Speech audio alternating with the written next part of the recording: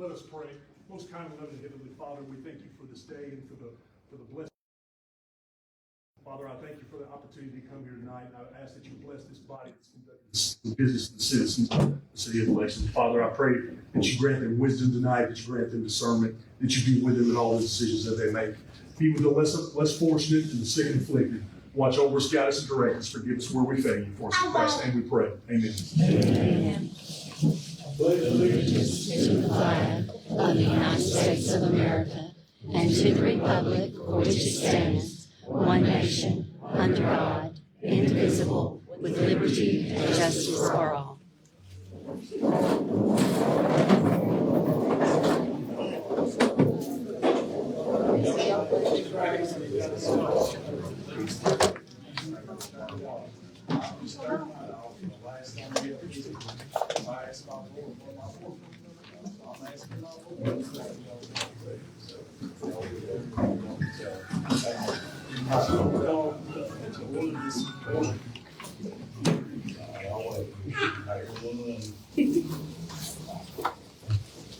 I'm going to call the Board of Mayor and Alderman meeting to order June 24, 2024 at 6 p.m. Madam Secretary, you would call the roll, please. Brad Ellis. Here. Roger Lofton. Here. Tim Rhodes. Here. Jimmy White. Here. Gordon Wilkins. Here. Gabe Williams. Here. Sandra Williams. Okay, we've got a quorum here. First item on the agenda is number 4, approval of correction minutes of prior meetings. 4.1 is board meeting May 28, 2024. 4.2 is workshop June 10, 2024. If there's no corrections or additions, I'll entertain a motion. Have a motion and a second. Any discussion? Call the roll, please. Brad Ellis. Roger Lofton. Yes. Tim Rhodes. Yes. Jimmy White. Yes.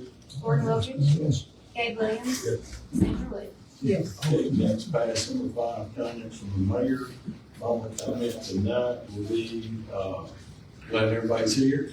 I wish everybody come to every meeting that we have, and everybody that wants to speak tonight will have the opportunity to speak, but here are the guidelines. Now, during the workshop, I'll let people speak over what the ordinance says, but tonight, as many people's here, many people want to speak, we're going to go by the ordinance. So the guidelines for public comment, speakers must identify themselves by name and address.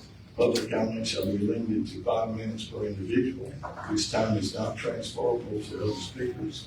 All comments are to be directed to the presiding officer, this is me, not to Alderman, chief staff, or other members of the public. Comments must address issues, not individuals or personalities. Personal attacks shall not be tolerated. Comments may support or oppose particular issues or measures, but the motives of those who be given referring to shall not be questioned or attacked.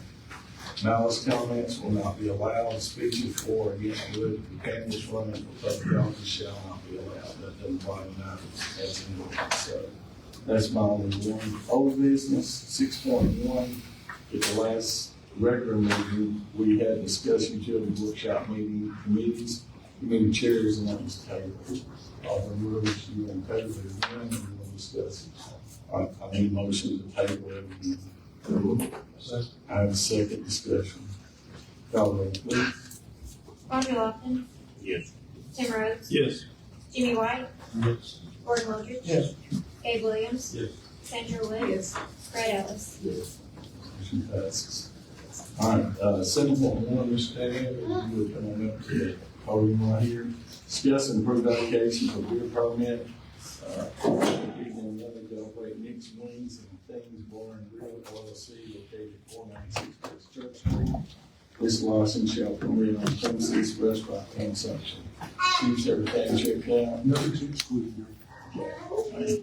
Thanks. Does anybody have a question? No, I'll entertain a motion. Motion. Motion, Tim and Sarah. Any discussion? Call the roll, please. Tim Rhodes. Yes. Jimmy White. Yes. Gordon Wilkins. Yes. Gabe Williams. Yes. Sandra Williams. Brad Ellis. Yes. Roger Lofton. Yes. You're good to go. Just, I come by City Hall in the morning, look to see one of the girls, see Cody. Thank you, guys. Okay. Going to 7.2, this is a public hearing on the budget. 7.2 is discuss and approve second reading of ordinance to adopt FY 25 budget. Before we start discussing it, I'm gonna open it up to the public. And once, I've said last call, and nobody else wants to speak, and the board starts working on the budget, and we'll get back up. It's just the board anyway. Right now, it's up to you, so who wants to go first? Don't be bashful. Nobody?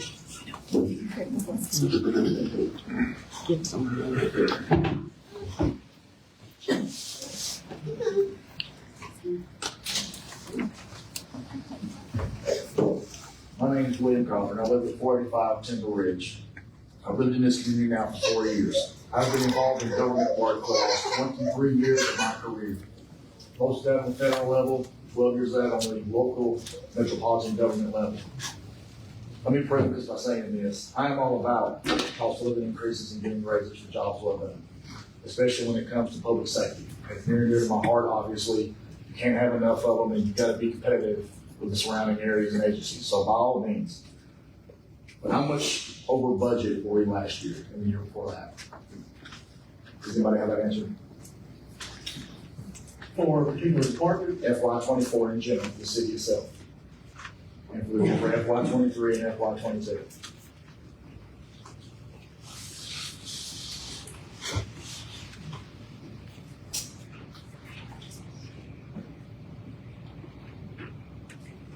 For FY 23, we were under budget by 1.3 million.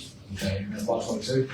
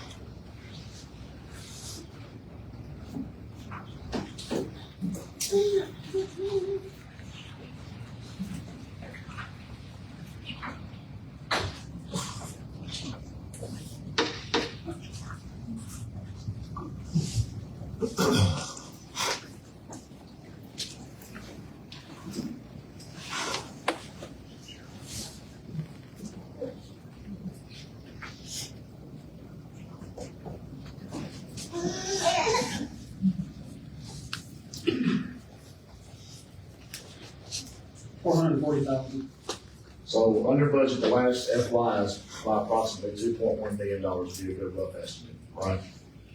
Why are we asking, if we've been under budget the last couple of years, why are we asking for a $1.5 million increase extra if we've been under budget? Why are we asking for certain positions to have a 47, 42, 70, and 88% increase if we've been under budget?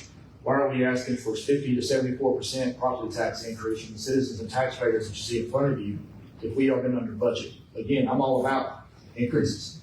I am. I've lived through it. I've benefited from it. My time as a deputy, I went 5 years without a raise because of poor budgeting habits. Why are we going over budget in an economy that's not sustainable right now? You look at some of the households in this room and who cannot be here, and you raise that, they can't sustain it. They can't have their house. They get foreclosed on. They lose their homes, have to sell. What does that do? That appraisal we just had brings it back down. Again, why does one person need a $90,000 job when they have a company vehicle and they got one of the highest tax increases? Why does city and parks, in my opinion, because I'm involved in the community with coaching, being formerly on the softball board, things of that nature, why does Parks and Rec deserve a higher raise when the parks do not reflect the money that is being put in? Why is there such a disconnect between the aldermen, the city workers, the city council, the mayor, and the citizens of this city? I chose to move here 4.5 years ago because of how great this town, I was told, everything I read, and how community it was.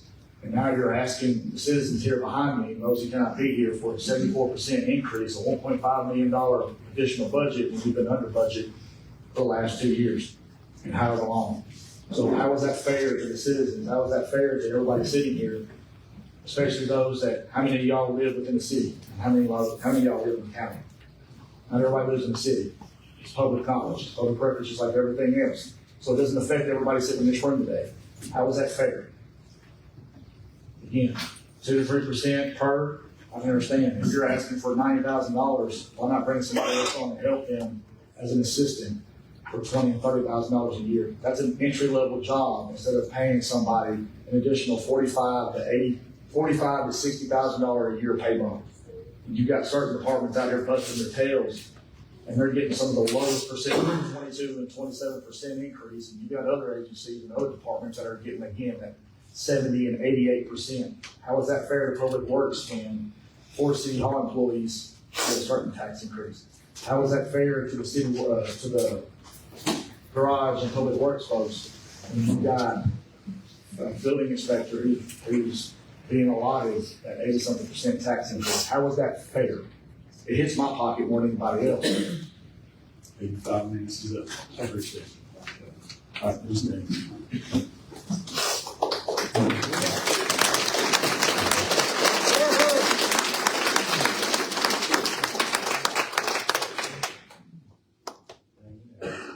My name is Veronica Wall. I live at 733 Tiffany Nicole Lane. We've lived here about 1.5 years, and my husband was in law enforcement for 25 years. Just like this gentleman, we went years without a raise. If the money wasn't there, you didn't get it. You want your job, you work hard, and hope it gets better next year. If you don't, please move to a bigger city that can sustain you, and someone else will come in and take your place. That it's not hard. Parsons, I just read, lowers their taxes. The county has decided to keep things status quo, sent things back to be relooked at. Why can't this entity do the same thing? We have people here who don't make enough to live in this economy the way it is. And now you're asking for them to cough up 74% more towards property taxes. And that doesn't just affect people who own their homes. People who rent, their rent's going to go up because the landlords have to pay more property taxes. As these things go up, people aren't going to be able to shop local because they won't be able to afford it. So those businesses are going to close. The city's going to lose that tax revenue. It's just a roll-down effect that is going to affect a lot of people. And I would bet to say that if everybody in this room and the business can't be here, the only people who are part of these gigantic raises are the people who work for the city and their families. And I think you need to take a good hard look at things and what you're doing to people who live here. It's sad.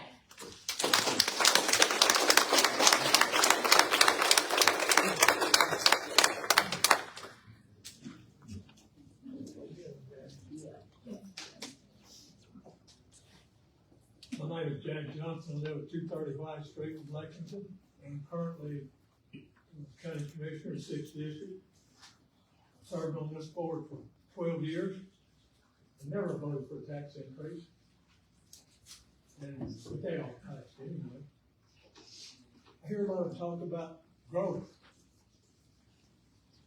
You know what you're going to do to growth if you raise these taxes where people can't do it? People are going to quit coming here. I've met a lot of people recently that have come here from other states. And you talk about no housing shortage? Wait about a year. You're going to help me. Thank you.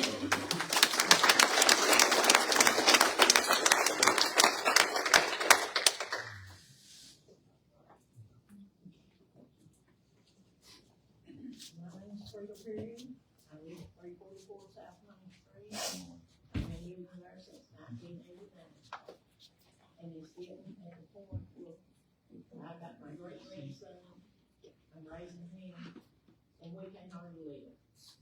Last year, my taxes went from $494 to $535. And I draw $1,515 a month. So it's hard to get done. And all these senior citizens here, they draw Social Security pay. They in the same boat I am. And we just need some help. The senior citizens gets nothing. Nothing. And this tax raise is going to cause a lot of people to lose their houses. And, you know, I'm 76 years old, and I've been out trying to find a job because I need one to pay my bills and take care of my grandson. So if y'all could help us, we would really appreciate it. I'm not up here with nobody now. I worked at Alderman for 16 years. When I went to work there, I was making $8 an hour. I worked 16 years, and when they closed down, I was making $10.50 an hour.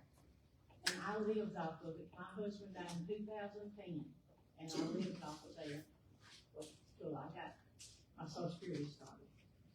We're not being unreasonable. We just need help. And this land taxes, y'all raising them, that's not helping the senior citizens. That's hurting us. And I just hope y'all would take what we're saying tonight and help us. And I appreciate it. God bless y'all.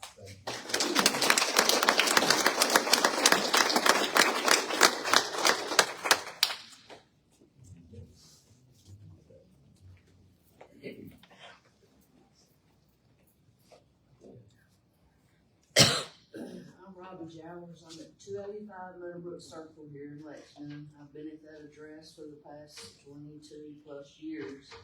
I'm also a service coordinator at Woodland Homes that is Section 8 HUD housing. To let you know the effects that this economy has had on our seniors, in the last 2 years, we are getting ready to house our 8th homeless senior on July the 1st. That's sad. That's very, very, very sad.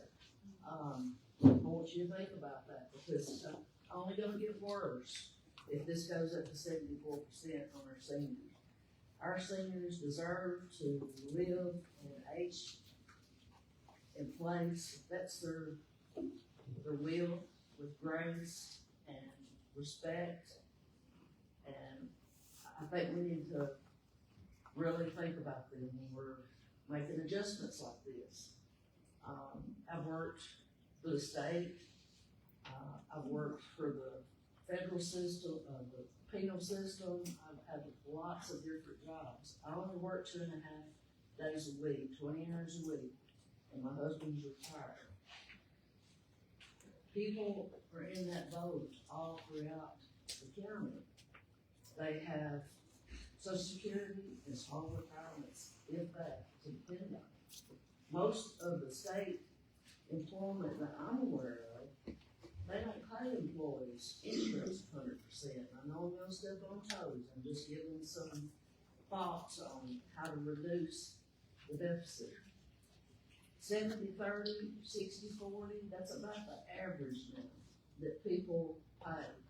I don't know anybody in the state of Tennessee, except for county employees, that get their health insurance paid 100%. And the families, 60% is pretty average wherever you go. But you may have to look at that in this day and time as a cost saving measure. We're gonna have to think outside the box, and I appreciate y'all considering our seniors and taking all that into effect in the retirement community. And we appreciate what you do. You know, you don't have an easy job. Thank you.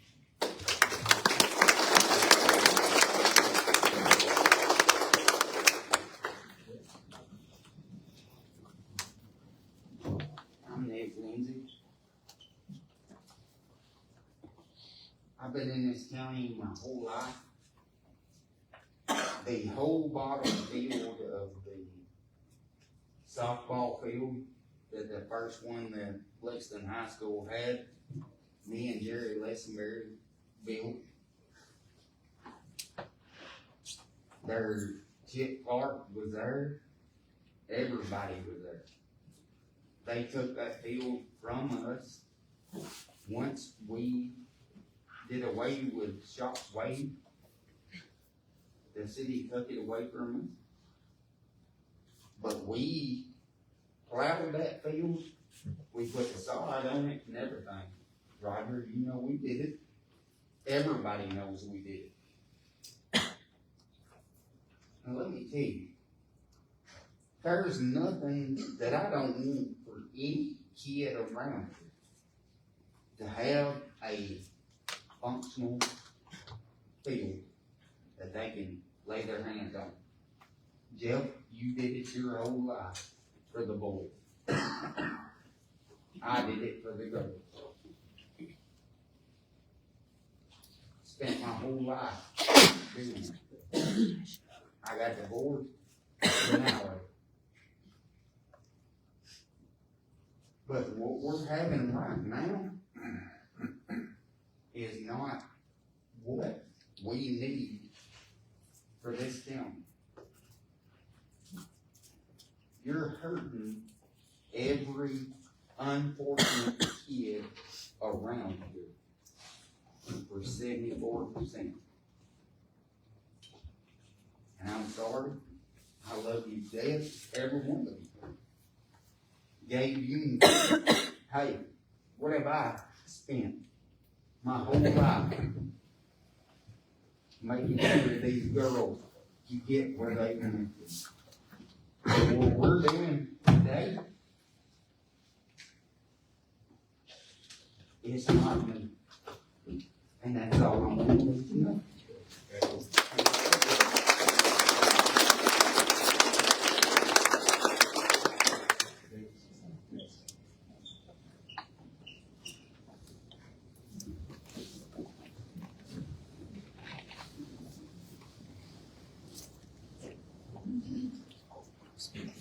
I'm Alan Beecham. I live at 222 Eastern Shores, been there 32 years. And what I want to ask is, I think we need a prayer. Okay? Everybody bow your heads. Gracious and loving Father, as we bow before your throne at this time, we need your help. We need heartfelt discernment, and we ask this board and mayor to dig deep down in their hearts and to see if they really think this is the right thing. It's the right thing to do for this community, all the people, all the kids, the poorest people, the people that need help already. We know you know it all. We know you know what our hearts are and what we're thinking right now. I ask you to move upon this board and the mayor. And please help this town. Help this town to do what is needed for us, for all the utility departments. We're not asking for anything to not be fair.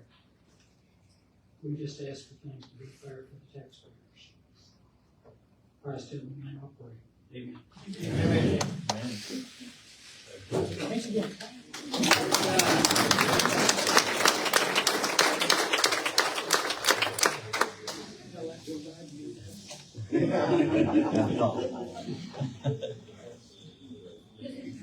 My name is Shane Lance, Jim McDrive. Your job individually, as a member or as someone who is taken on a position of public trust, is to do the very bare minimum necessary for us to have a functioning city. The bare minimum.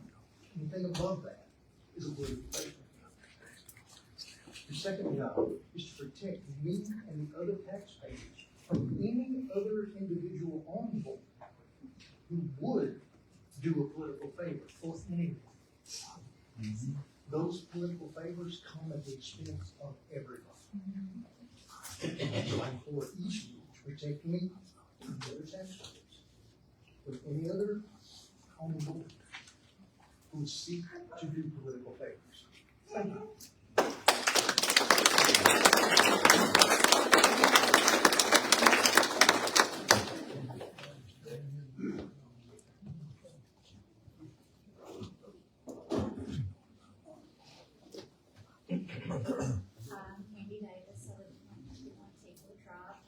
And although the increase in taxes last year has caused my base rate to increase, and I've had to cut some spending in my budget in order to be able to balance it, I'm here on behalf of my 82-year-old mother.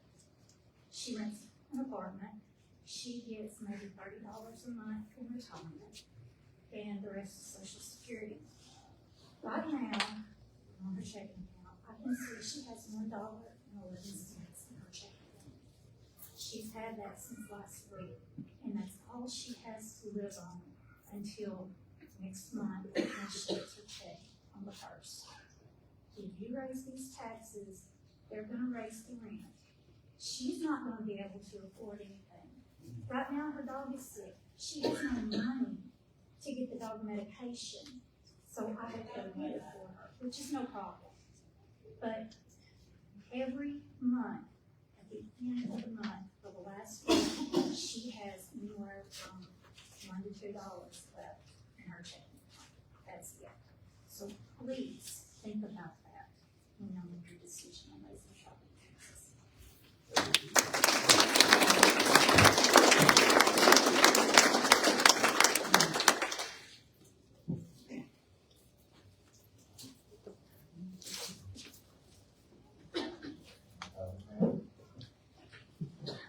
Roger Campbell, I live in the city, I live in 81 Oak Road. I pastor in the city. Been affiliated with a lot of our church.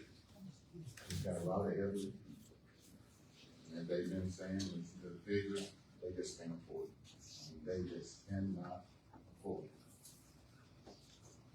Change is happening over time. It just don't happen 1 or 2 years. Sometimes it's escalating to get a certain point. The only thing I want to ask is what you said, in my life, sometimes you have to cut. Sometimes you have to cut. And cut and balance it. So if you can find somewhere to cut and help out, because I've heard people say so much about anything they think, I don't know, is a waste. But sometimes you just have to cut. And that would be for all. The Lord said 71%. We'd rather probably close down the church.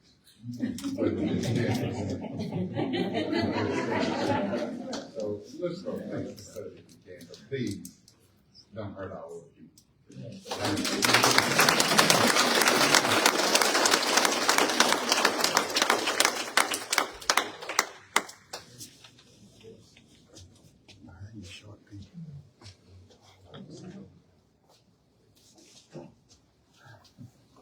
I'm Hoyt Wilson, I live at 704 Harvard Drive. I think you've heard the heart of a lot of people here. People who really need assistance to live, not Right. who taxes people who live. I've been emphasizing the 74% range, huh? I don't believe it's gonna be 74, I believe it'll be 154. Because you're gonna put the county in a position where they have to do the same thing. Is that true? What do you think? You're gonna think a county's gonna lose employees to the city. Property tax is the regressive tax. It's the most regressive tax that we have. We know if we're going to do it, we have to have some increases, but they really should be reasonable. On the last year, we had a property reevaluation. Most property taxes, I say, went up at least 25% last year. And the valuation on that house was 1/4 more than what it had been.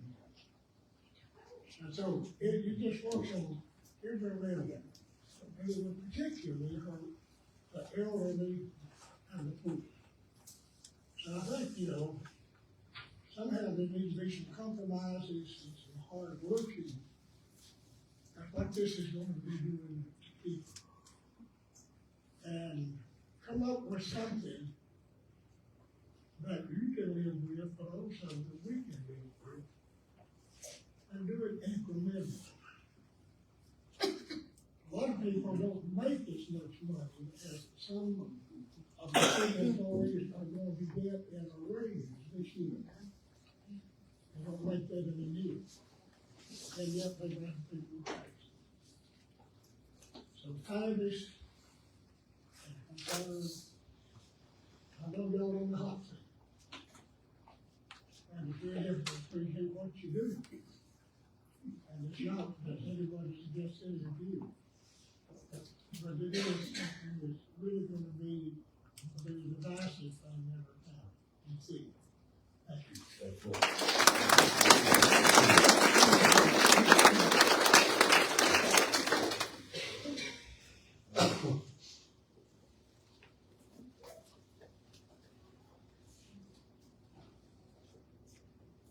I know most of you guys here don't know me. If you do, I live at 202 412 East, outside of Lexington. So we keep our yard neat, we keep our house orders, prices raised. But yet, there's power lines going across my property. I can't build or do anything on. I have to pay tax to the power company. There's a lot of people here that have that issue. The kids and the ball games, it's all good. Sponsorships are empty. Companies in this county need to sponsor the hospitals and don't have a good hospital in this town. There's so many things. Where I come from, industry help the county, not the people. And these people speaking on Social Security, I emphasize for that, because I know what that's like. I had my ankle crushed, and I had to quit a couple years ago. So, I ain't moving, I ain't wanting to.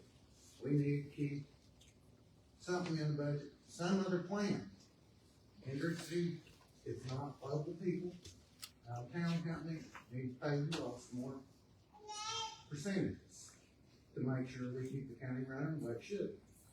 I got erosion, they tell me to sue the state. My lawyer, don't make sense.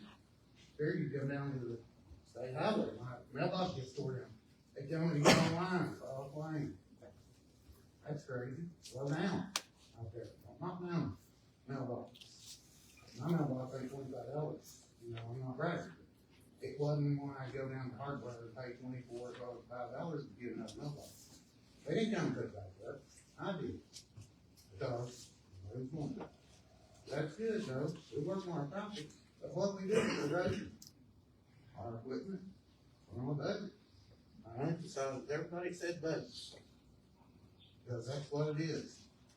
When I moved to this town 13 years ago, I fell in love with people. The people here, if there are any of them here, they are. No, I addressed them before I bought my property, checked the school, because I had children still in school, one getting ready to start high school, one in college. So, I'm on fixed income. I can imagine if people are saying they need taxes. Nothing left over at the end of the month. And they ain't raising children. Some of them's not. Some of them's doing a good job taking care of grandchildren. I got one, I adopted. Got me a penny. So, let's try to think about outside. And I'm always open. You don't have to get a hold of me. I'm always open for helping with money for business, big business that we got. Jackson, or the whole different town, we're not that big. We can't act like it. So I got to say.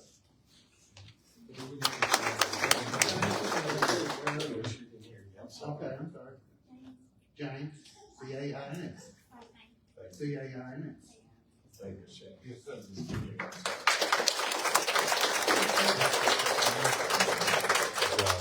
Good for a young man.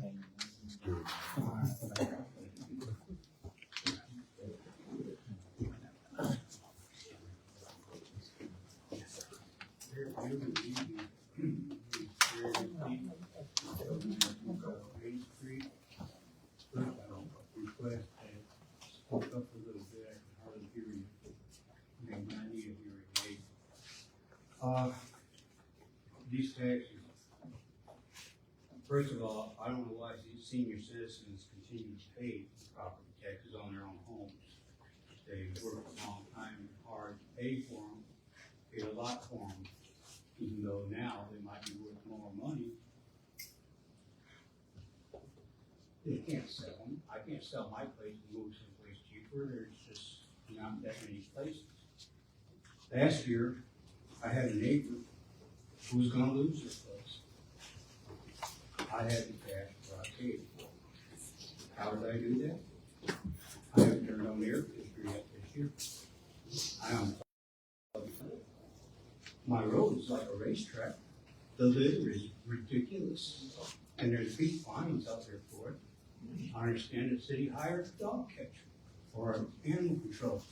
I'm wondering, why is that when it's a state law? Why does the city get after the state to enforce their law? Why are we paying for it? We are already paying for it in the state. There's a lot of things I just don't understand. What happened to the state do?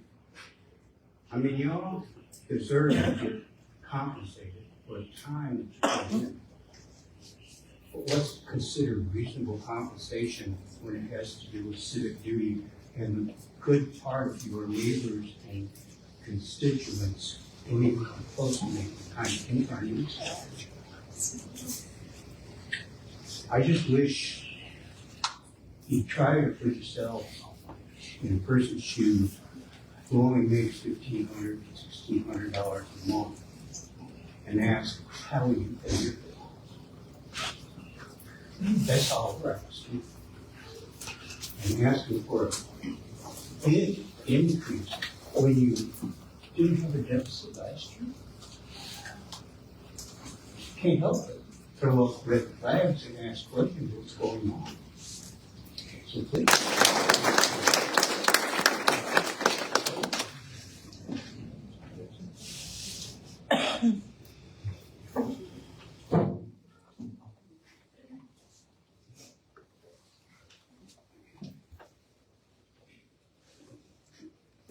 I'm Patrick Cherry, lived here in Lexington quite a few years. Some of you know me, some of you don't. Address. Your address. 746 Harbor. Thank you. Sorry. It's beyond me how anybody can look at a budget like this and think that it's okay. How could anybody with good conscience do something like this to their citizens? I can't fathom how it's even possible to think that way.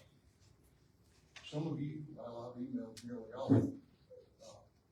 Some of you blocked working email again. Nobody was answering a phone call. Did not try to call you, but you did answer me. I appreciate you. These are the kind, well, first of all, let me say, most of you would probably consider yourselves to be conservatives politically. I think most of you, I know what who you're going to vote for in the presidential election. Not all. You know it's not right. You all know it's not right. And I just hope you look into your hearts a little bit and think about what you're doing to the community. If you pay raises and factor, I know it's more to it than that. But you know, you get the gist of it. You know what we're looking at. I'm just flabbergasted when I think about the possibilities. You know, if you were looking at a small increase, 2-3%, something like that, to fund something that really needs to be funded, these increases are ridiculous. You all know it. But you don't vote for it anyway. Even though you know it's going to hurt the people in the community. It's not going to help. You know it's not going to help. Right? No. Look into your heart before you do this to the community. Won't give you. First of all, let me say this. I think most of y'all are pretty successful in life financially. Not everybody's been as blessed as some of y'all. Some of you are extremely smart, creative businesses, and done very well for yourselves. You didn't get that way by being irresponsible. This is irresponsible. Okay.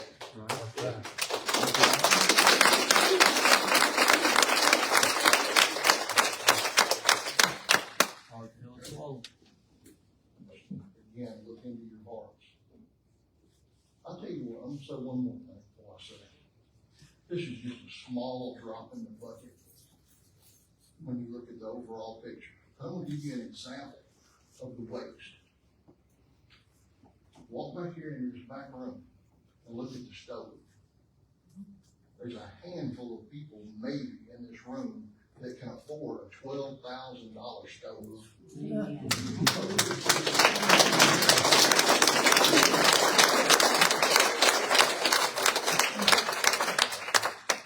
Think about that when you start casting your vote.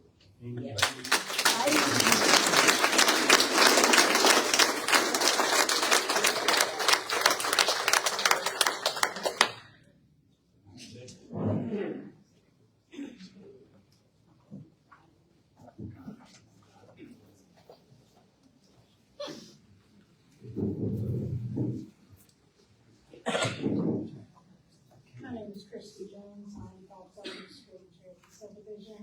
I talked last time, so I don't really want to say a lot. What I want to say is, after reviewing the budgets since the last meeting, looking at the multiple budgets that we have out there, we got pretty much scolded at the last meeting for wanting no tax. And we were told, okay, we will cut stuff, but it's gonna come back next year. We were told that you can cut the salaries and support our police department. You can cut these salaries and not do the raises. I got a 3% raise this year. 3%. Every year I get a 3%. When the economy gets better, we may do more.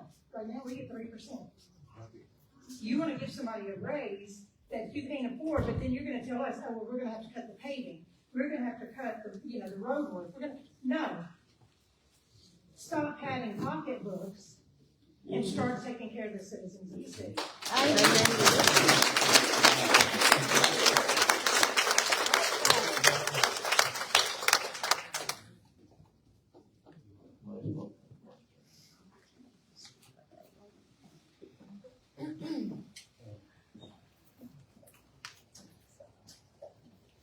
James Wells, 36 South Main Street. Last time I was here was on May 28th, when you had the first reading. And one of the things I requested was Dr. Bud. Alderman Ellis forwarded it to me the following day. Since that time, I have received 2 additional budgets, and I've been aware of 2 additional budgets beyond that. We can't even see what's being spent. Can't see what's being budgeted, because we don't know which budget is factual. Can we get a copy of the actual budget that you voted on May 20th?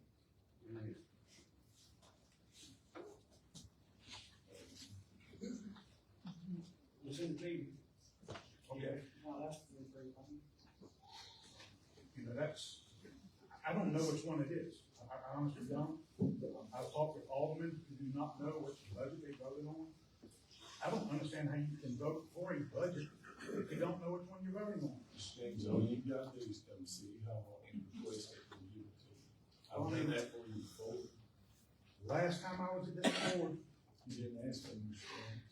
did I not ask? Me, all you gotta do is come see Hall. I'll give you everything you've ever asked me for. At this board meeting on May 28th, I asked for a budget. Alderman Ellis asked the rest of you if it's okay if it was appointment. He provided me this budget. It was the one we voted on that night. Okay, the one with 75 pages on it. That is correct. Okay, because there's a new budget, the one out Saturday, that's got 85 pages. And I understand that there's another budget that's going out again today, that's got a different number of pages. So you're telling me for a fact that the one 75 pages is the one that you guys have voted on May 28th? Because there's no dates on any of these pages, there's no dates on the header, on any of the budgets that I've seen, other than what's been handwritten by Alderman Rousseau. You okay? So, I know what you did now, because you and I spoke. The budget that was voted on, you wanted that the first reading, correct? Right. So, that would maintain that the only budget that is official is the budget that you asked for and I sent. Okay. Why are there additional budgets if that's the only official budget? If the board has not made any amendments to the budget? That I cannot answer. That's what I want to know is why are there additional, why are we seeing additional budgets out there? What's the point? The board has not made an amendment. believe June 10th is the only other meeting we've had. There was no members made in that workshop. Why do we have multiple budgets flying around? Why don't we have just the one? I mean, I'm asking a legitimate question. Why do we have multiple budgets? Because we're working on a budget. As a group, we've asked each individual alderman to come to City Hall, meet with department heads. It's not official. We're still working on the final budget. That's what we're doing here tonight. So if you want us to hand something to you, it's not official. No, what I'm saying is I've been handed stuff that's not official, and I don't understand why things are being printed that's not official. Go ahead, Mr. Williams. I was gonna wait a little bit further into it, but the budget, the reason it's not clear right now, and I'll explain. The video shows the night that y'all made, Mr. Ellis made, with the 74-cent tax increase, did not reference the budget. He said, and if we got a video and it's recorded, he said, I support the mayor's recommendation for a 74-cent tax increase. That was voted on. There never was a vote passed that for the budget. Was there a vote on the budget?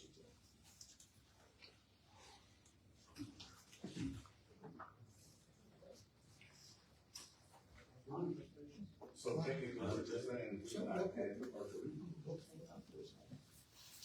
I'm gonna ask you, now, it's your interpretation, that's the budget we voted on. That's what's in the minutes, and that's what we voted on. This is the budget right here, that we voted on, because I went and got off email, and what we brought to the meeting that night, and that the data. Now, if this is the official budget that we have voted on, and the only one, which I talked to the comptroller, this is official, if you're saying it's official. And what this budget says, the property tax in here is not raised to $3,900,000, it's raised to $2,663,000. And what's on that sheet of paper that we was given, I had here somewhere, on this job. We was given this that night, it was not a budget. This was what was discussed, this is what we talked about, but this was what was in the packet, and this is what was sent out, and this is what was voted on. And it is an official budget. Now, according to the comptroller, if this is an official budget, then you can go back and amend it, change it, and you do whatever you wanna do.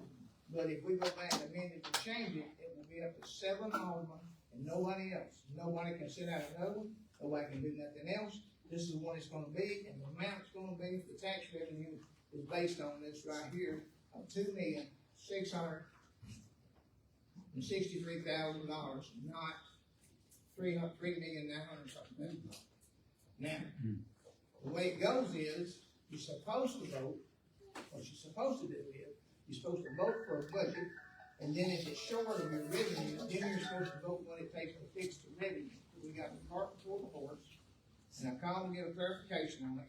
Talked to the state comptroller myself today twice, and he told me that's the way it is. So if this is an official budget, you just told me it is, then this is what it is, this is what it's gonna be, and if there's gonna be any change to the end of this thing, it will be voted on line item by line item to make a change on this, and it'll only be decided by the 7 aldermen and nobody else. Is that correct? Can I have an answer? I mean, that he was, I had talked to the comptroller, told me the exact same thing as well. Now, here it is. That's it. That's the date. I went back and printed it off my computer. In fact, I got one, I got it in my truck right now.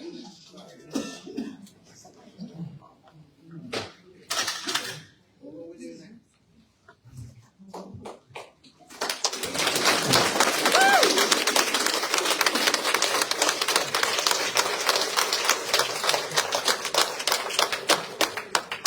Everybody needs another job. State of Tennessee, I'll give you money.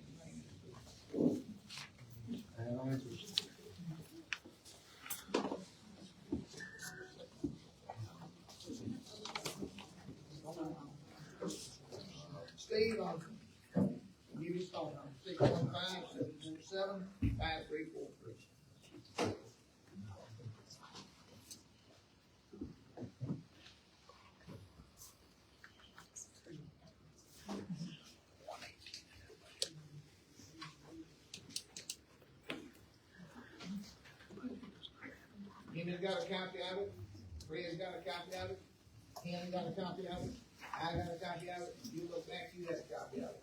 And this is what was sent out. What everybody's talking about is what's on this. Then the non-official budget. It has to be defined, printed out with 3 lines on it, and what you're gonna do. This right here, tax increase and no more. If you read what the state says about that, that's what you have to do to have a budget. This is not a budget.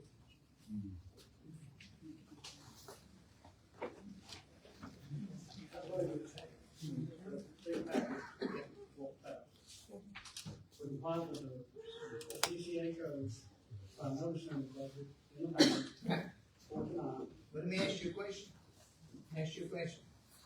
Why do you put this in a paper and you send this out to be voted on?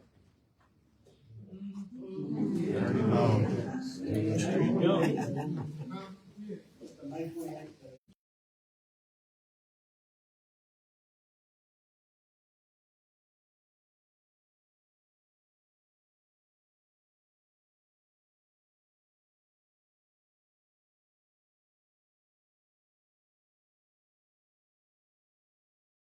It's official, and that's what it is.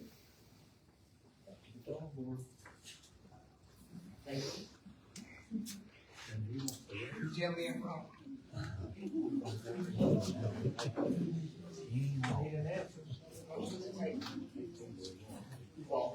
While we're discussing this, piggybacking on something that Gordon said, I'm listening. You know, so a lot of you know how to call me, and I've answered every call every day, and I understand what you're saying. Some of it I agree with, some of it I don't, and I've been very open with what I think and what I feel with everybody who's reached out to me. My only question, and this was brought to my attention, because I put a lot of time and effort in making a spreadsheet of potential cuts. And the question was asked, if we voted on the cut, how does the final budget figure remain the same if we make cuts? I've not been able to answer that to anybody. I still don't have a correct answer. My recommendation would be, because it's obvious there is a disconnect somewhere. Excuse me. If y'all gonna let the public speak before you start having your meeting, my wife's got something to say. I'd like to have the gentleman's answer too.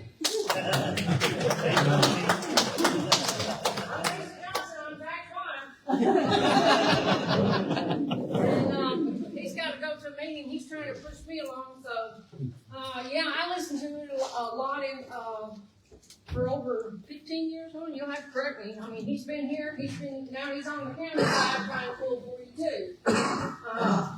And the biggest thing I want to say right now is, I want a copy, I will get a copy. I'm going to go line to line. It is your job, voted in by these people, to look at this. There's got to be some cuts in there. Right. I worked hard 25 years till I had a stroke for AutoZone distribution. I thank the Lord for that. I'm still able to go. Line by line, I attended meetings every month, period meetings, just like you did. They handed us a budget. Where are we going to cut? How many people you got in your department? How are you going to meet these numbers?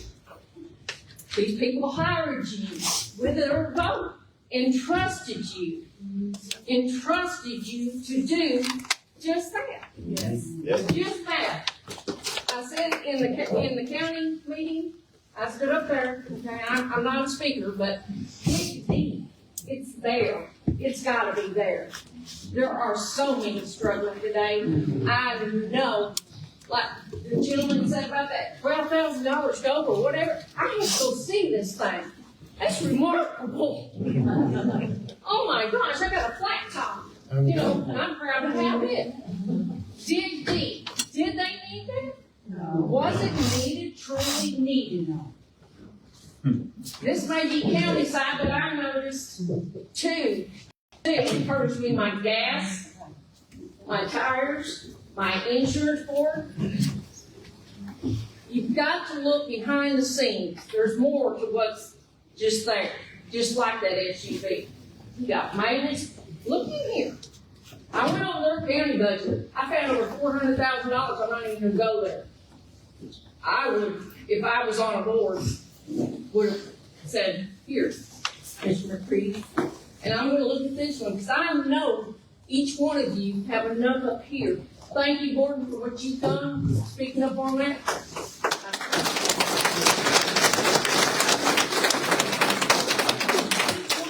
should have that drive that I just saw out of that man about this budget. Now, listen, folks, listen. These are my friends, okay? I understand. I'm not, what I am discussing here, the reason I'm discussing this is because we all know how to move and point, and what we're supposed to do and go back. And the reason I'm bringing this up is because there's discrepancies, and when there's discrepancies, and we're talking about a budget, and we voted, I wanna know what we voted on, I wanna know what the rules are, and what it applies to. I speak not call state constable, that's what I'm saying. I'm pointing this out to my colleagues so they understand the predicament we are in and what we need to do to correct this is what I'm trying to say. So I'm making aware that what has been done, and I ain't gonna say in haste, but maybe, I'm just saying maybe, the wrong budget got sent out. I don't know. But Fred got it, Jimmy got it, Tim got it, and I got it, but I went back and printed it out on my computer because I couldn't believe it when I kind of discovered what was going on. And then when I figured it out, well, this is not a budget, that's what we voted on. And that's what's in it. So if you're gonna change it, we're gonna control it. It has to be done, if this right here gets amended, it has to be done by 7 aldermen, line to line, and change whatever they want on here, either increase it or decrease it, do this. And at that time, you will do a funding mechanism to cover it, or you will take funds from some funds and put it in here and pay for it. And that's what has to be done. I got to thank you, Fred. You have all the votes for the increase. But you didn't call, you didn't say vote. Yeah. But, wait a minute. One order here.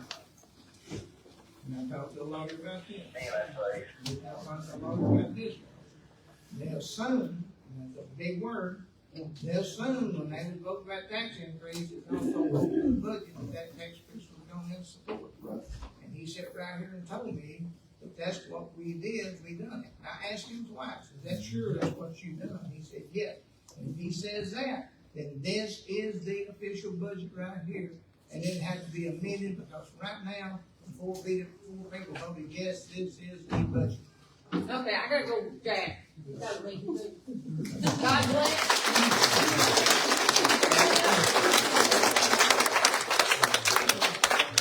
And, get your copy and take it home. It's very interesting. I look over.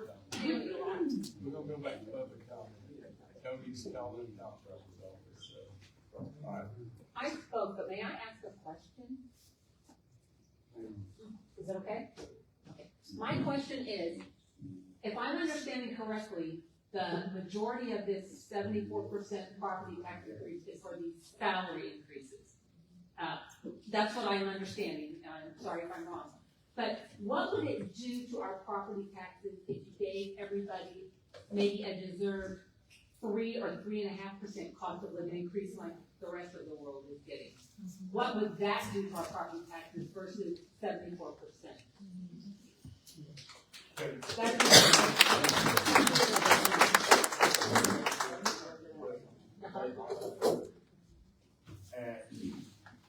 there's been a lot of meetings, but what the salary survey says is that where they were coming up short, we were initially going to give what the minimum was, which would have cost $260,000.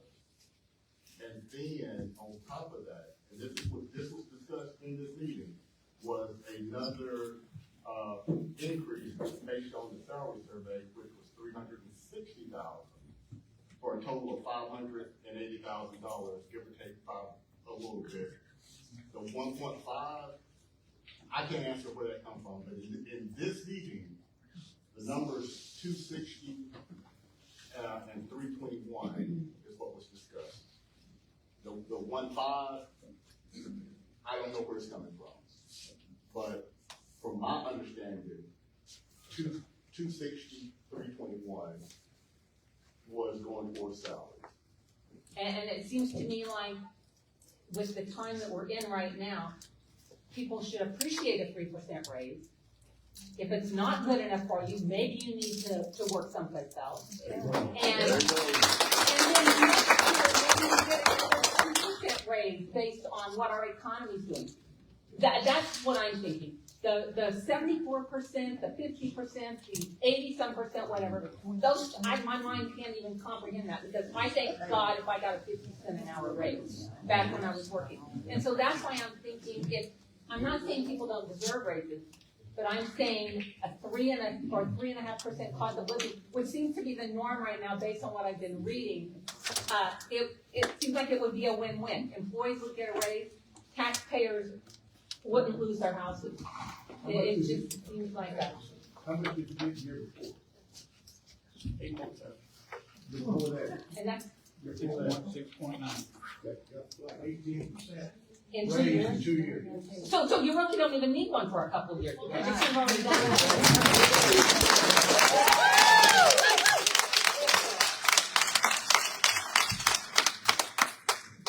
My name is Chris Crawford. I'm 45 year rich. I have a question for you, and I'm honest answer. You say that they had an 18% raise last year, correct? Last year. Last year and year before. Public Works had a raise. Everybody had a raise across the board. Not pennies to the dollar. They had thousands of dollars that they received. Did they receive thousands of dollars as a bonus, or did they receive pennies to the dollar? We're sitting here and we're asking for thousands of dollars.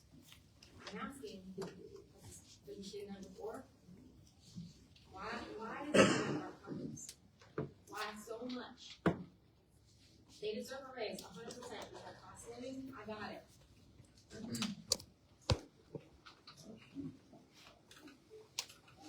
Why is it high?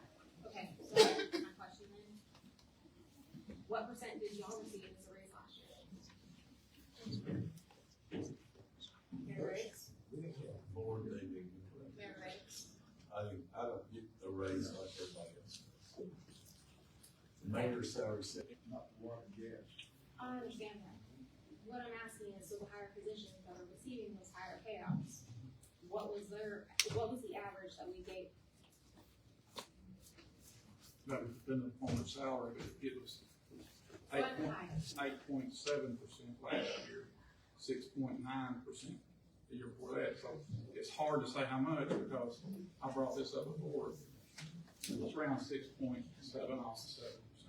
That's not the same for somebody working makes $30,000 a year as it is for somebody making $80,000 a year.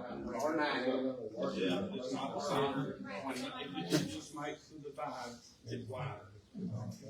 So you have our workers who are the everyday laborers, that 30, maybe 40,000 a year, and they're getting pennies to the dollar.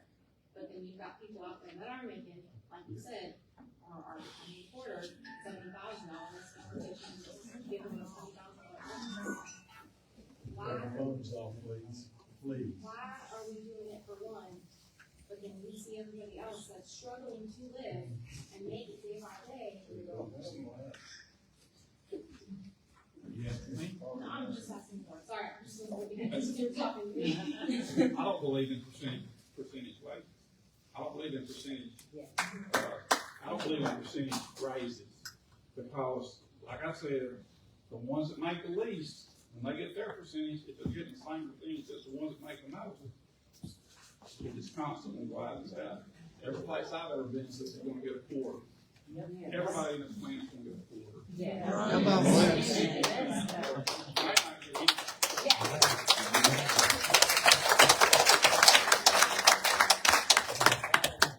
You have health insurance, you have other taxes that go up, so that quarter disseminates down to pennies, so you can't say it's a quarter when it's really 6, 7 cents on the dollar.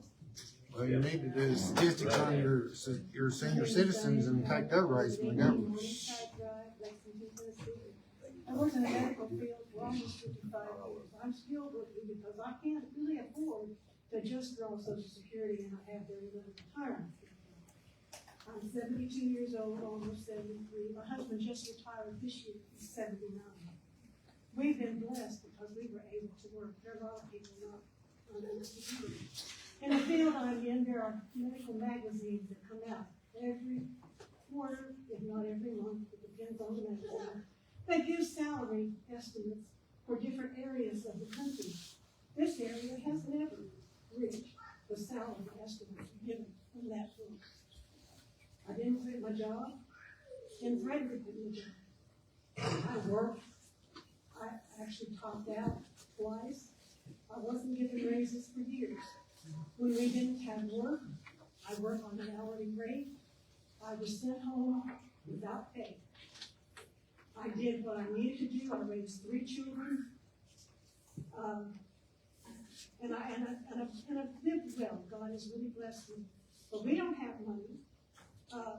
It doesn't take a lot of, it takes a lot of nerves to tell somebody that they get a $40,000 or $50,000 raise per year when they're making more than we made as a couple to start with.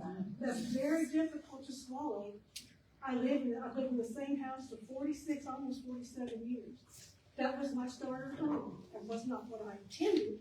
I love my home, please don't take me wrong. I wouldn't take anything from it. But that was not my intention. It was what I could afford because I wanted things for my family. So I would rob Peter to pay Paul, so to speak. I did without a lot of things that were my dreams in order to do what I had to do to make my living. A living is an important thing. And when people find out that they can't live on their living, they give up hope. They just give up hope. So think about it. You're making people give up hope. I don't mind anybody making a lot if that's what they worked up to. But I've never gotten, I think I've never gotten more than a few dollars raised any time. Certainly not $20,000 a year. Never. They're making more, like I said, making more than my husband and I make together when we were working full time. That's just incomprehensible to me that you would do that. I understand that it's hard to take it back, and I understand that you want to be in the same ball game as other places of life, but you can't do that all at once. Just like Jackson General didn't do it all at once to get us where we are. Or the hospital here. I went to the hospital here. We always got less than anybody around. We still work because we love what we do. We love the people we do for. And it was just what was available to make a living. And I think your employees should feel the same way. That's it.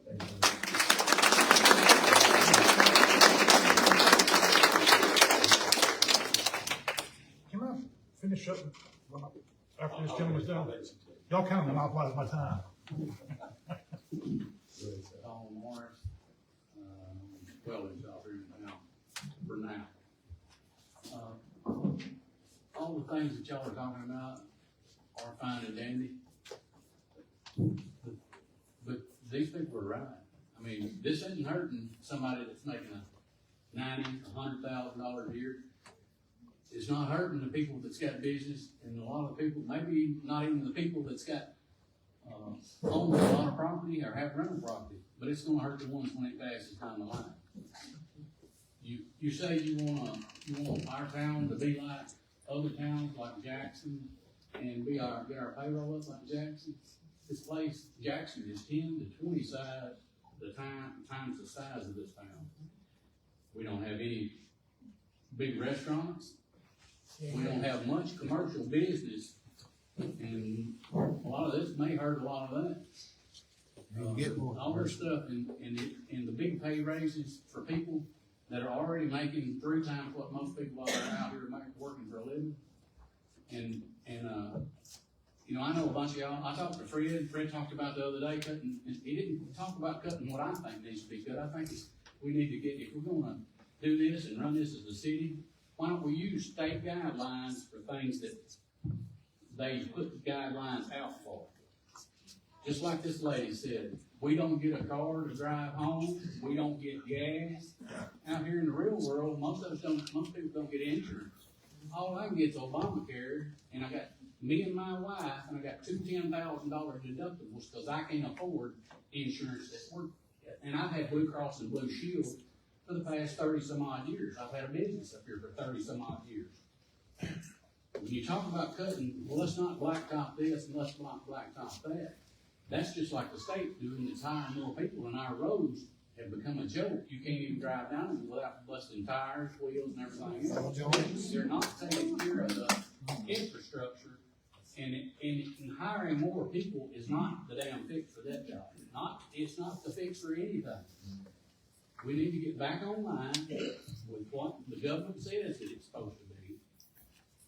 I can understand when we've got water, gas, sewer, things that we have to have, but there's a lot of things and a lot of people driving cars home and getting fuel cards. And another thing, you know, none of that, us out here get that. Even people that own their own businesses, I don't even do that. I drive my old work truck it's an 03 model. It's over 20 years old. I'm still driving it all the time. This is we've got to do something. And another thing is, I got a question for you.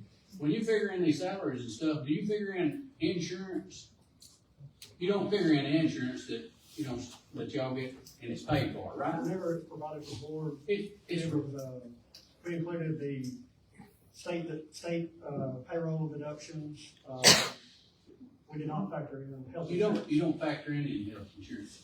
Just like I'm saying, only thing I can afford is this crap that's Obamacare and 2 $10,000 deductibles. Y'all have good insurance. I know you do. You need to figure that in on top of what this pay is around here. Pay on the city used to be, you had some benefits and that helped because it wasn't that high pay. Now, everybody has voted everything else and everybody's voted in until they've gotten their pay up where it's past what people that own business. And I guarantee you I've got $500,000 tied up right out here on this hill. And I've been working there for 30 some odd years and I'm getting ready to quit. And when I quit, I'm done. You know. But this is crazy doing this, you know, to these people. What you need to do is get back and get things online, cut back, and just like he said, just like a factory would have to do, if you don't have the money or you don't have the funds for it, you need to cut it back. You need to cut back a lot of the waste, just like they said, the $12,000 stove. I'd say driving home a vehicle, everybody driving a vehicle home in a gas card is another big waste. Yeah. And everybody out there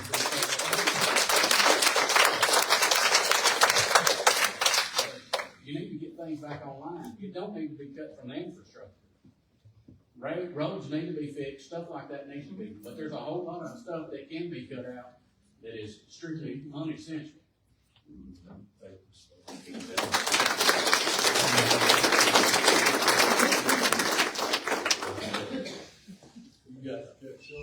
Yeah.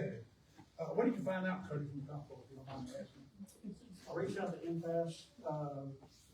Our state rep is contacting Jason Montgomery right now. But impasse weighed in, said first off, more likely a legal question for our city attorney, but it's been the standard practice for the city to make changes as long as they're not significant in between the 2 readings. The board, as an alternative, can adopt the budget as a first reading as presented tonight. No. We done voted on it. Yes, sir. We're not gonna adopt the first reading out of the budget. We done voted on the budget. We done. And y'all presented the budget, y'all said vote on the budget, we voted on the budget. That budget's been voted on. We're not going back up and do another first reading again. It's been done. We're gonna do a second reading on the budget, and if it don't pass, and you amend and do what you want to. We're gonna do the second reading, and we're not going back and start this thing all over.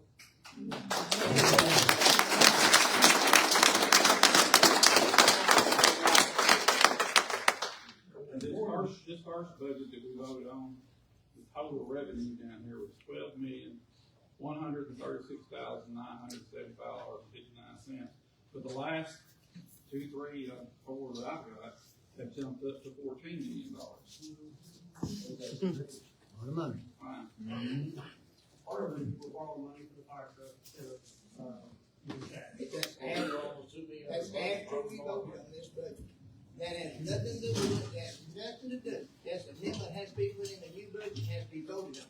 You cannot stick it in this, you can't change it, you can't do nothing to it, except vote on the pass this and make changes, amendments to what's in this budget. That's all you can do. Thank you.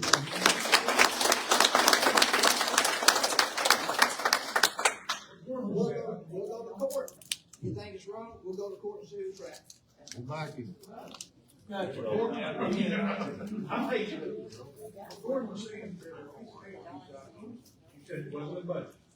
And that's what was shared in the paper, and it does not align with the budget, is that correct?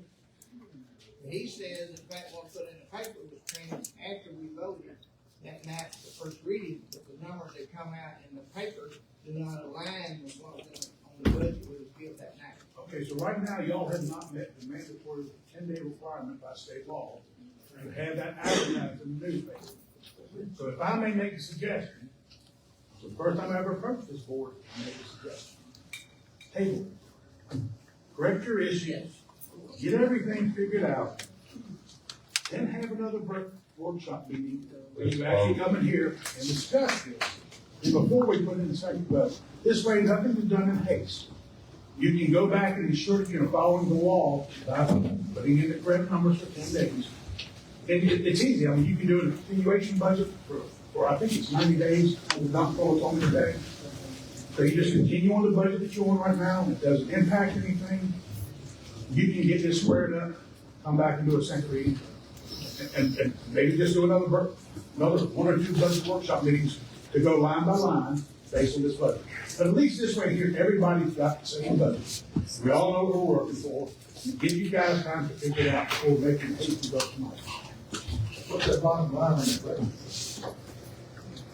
$12,132,975.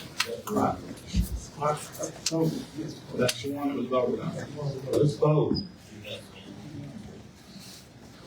Since that time, it's increased to 14 million or something. I just want to make sure this is the one, because I got 4 or 5 of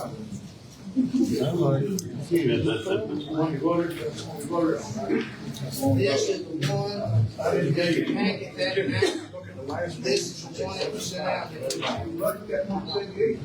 Yeah, that's what we're worried about. One says 75, it says 75. That's it. That's what I think. No, that's it.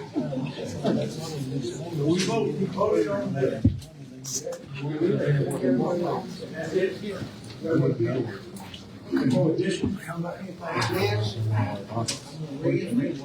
been like that? I asked him. He made a motion. He said he would recommend 74% that the mayor would put in tax increase. Nothing was said about the budget. And then I asked Cody, he said, no, if you voted for that, you were voting for the budget. I said, and so am I. He said, yes. Okay? Now, the point of order here is, did we not vote on the budget? I asked the comptroller, he said, if you had a quorum, and he voted 4 votes yes, you have a budget. What you have. He said, that's it. If it was advertised as that, it was done that, I don't care what went in that paper, it was advertised that night, and it was used to us to vote on that, we voted on that. We were not in the wrong. We were not in the wrong. What happened over in City Hall, what got done, that's what the problem was. It didn't get transferred to us properly, so we could do what we should do. It was all presented wrong at the meeting that night, that's what happened. Now, we have a great big mess, but here's the thing about it you gotta look at. That budget of $100 and whatever, I mean, $12,000,000 is gonna have virtually little tax increase on it. So if you wanna go back and rehash this, you go right ahead. But if you go back and rehash this, that budget may go a lot bigger than $12 million. All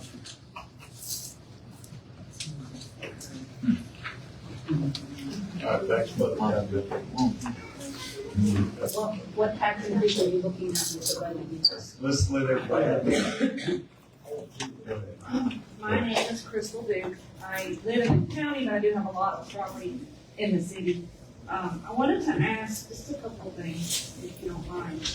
On the budget sheet, which I assume is one you have, there's several out there. Supposedly page 29, there is a total expenditure line, for the city mayor's office. Down there it says, I'm looking at the year, I'm looking at the year 22-23, actual, okay? It says 599, 368, 250, right? But if you go to the audit ending that year, okay, it says original budget amount, total city report, 667, 935. Final, 670, 182. Actual, 727, 242. If that was the actual budget that the audit found, why doesn't that number, why is that number on there? No, I'm asking for you.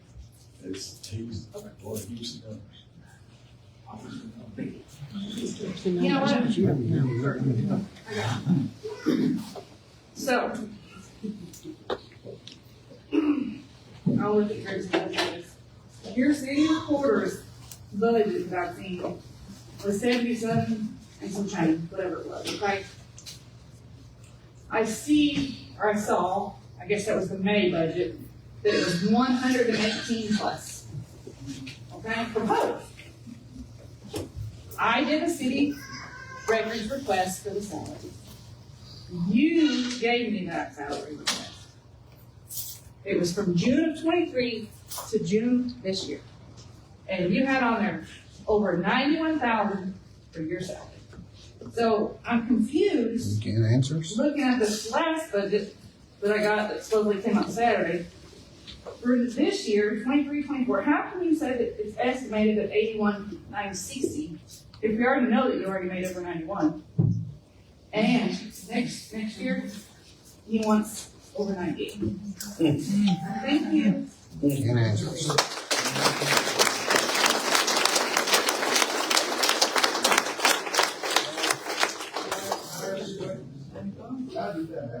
Who okayed that? You okay? Y'all. Now we're getting embarrassed. Survey, y'all voted. I don't vote, y'all vote. I apologize. Can y'all please put the date on every single page of the budget? That way, nothing can be changed. No papers getting slipped out or anything like that. Can y'all do that? I think that would be wise. Dates and minutes. Amen. Yeah, that's good.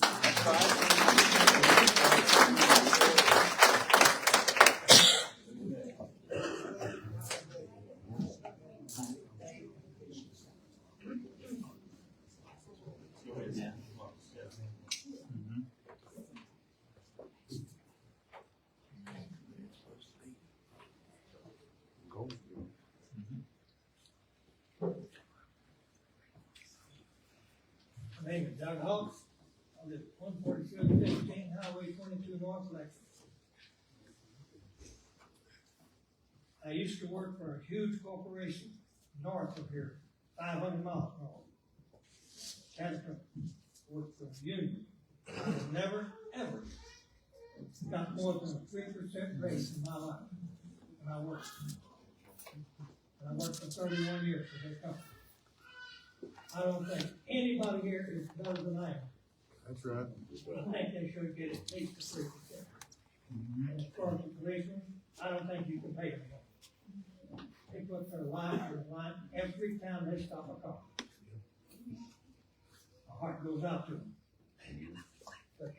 raises, you wanna raise 10%, 20%, do it in steps, don't do it all at once.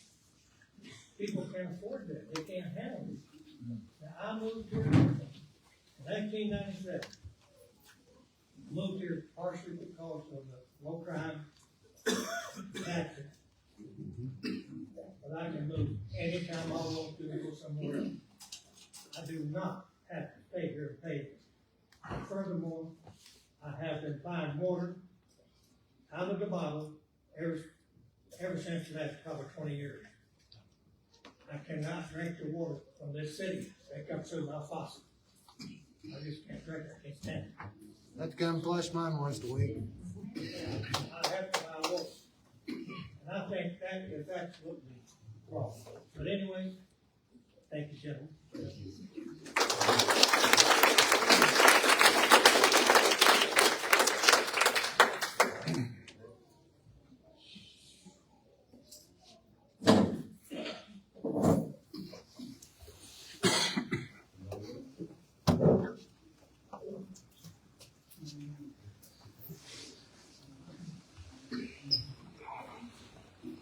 Well, one thing, I'm sorry, I'm Nolan, I just moved here recently, live on 104.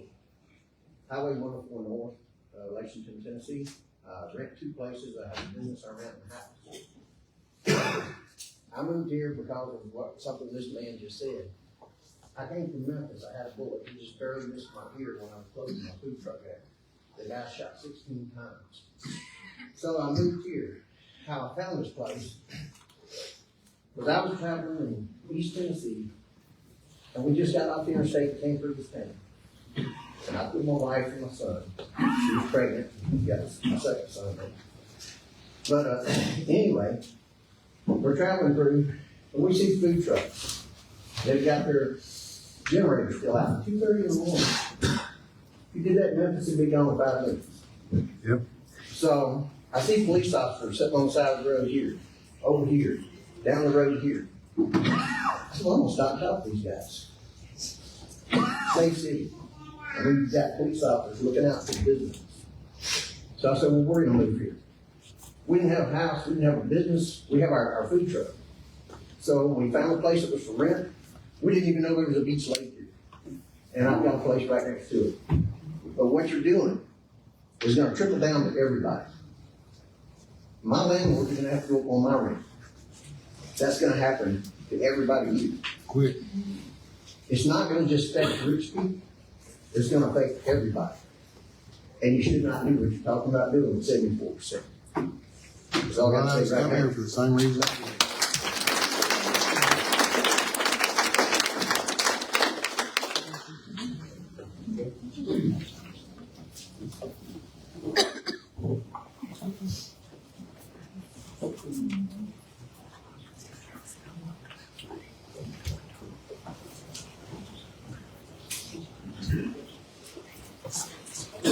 My name is Heather Cox, and I'm 447 I'm 71 years old.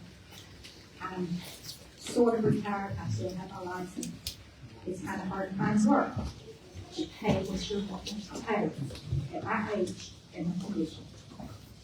I take care of 3 children in my home. I don't get money for them, I don't expect to get money for them, but I do it for their mom people. I bought a house when I was working, so she had a place to live with her children. But I couldn't afford to pay rent anywhere else. I wanted to have a safe place to live. So I'm gonna be paying property tax on that. She usually pays me some every month, but there's a lot of money she can't, because she doesn't make enough payment. But I don't care, I care about her and her kids. But if I have to sell her home, because I can't pay property tax, it's gonna break my heart. And so right there, please think about what you're doing. Let's keep it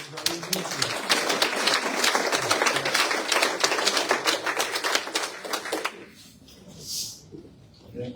You got just one quick question. Let's let everybody go, and I'll let you go. Is it, hey, or I'll let you, anybody else say anything? Go ahead. Oh, okay. My name is Jennifer Whitney, and I live at 259 Bellman Drive. I have lived here for 12 years. I am from a big city. Virginia Beach. They have lots of grocery stores, 7-Elevens on every corner, wonderful schools. I mean, the beach, the whole works.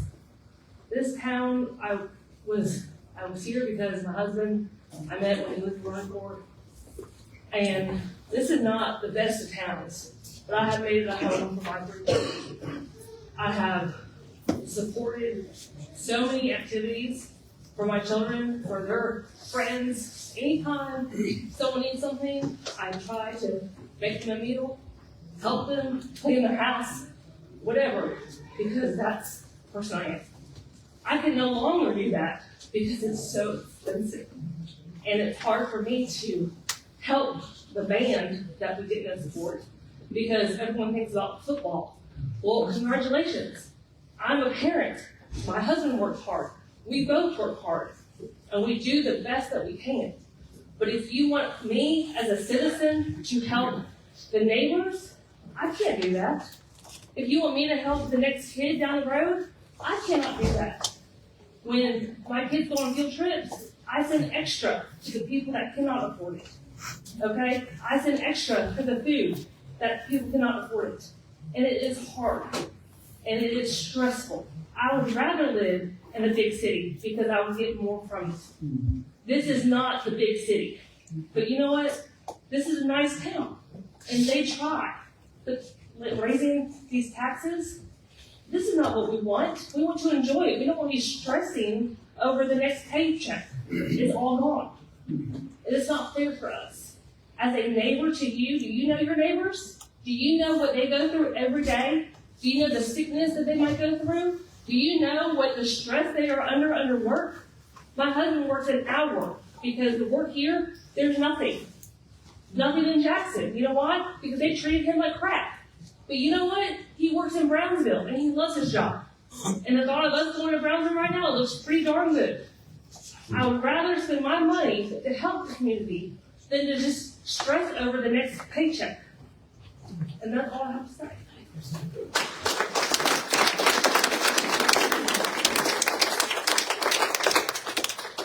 There's a lot of kids out there that don't have shoes, underwear, or food in their stomachs in preschool and starting up. I've seen that myself and give it to them too. So you're exactly right. You're on the right track. This question's for the city reporter. Current 79,000, proposed 99,000. Do you think what you've done today and the discrepancies is worth a $20,000 increase?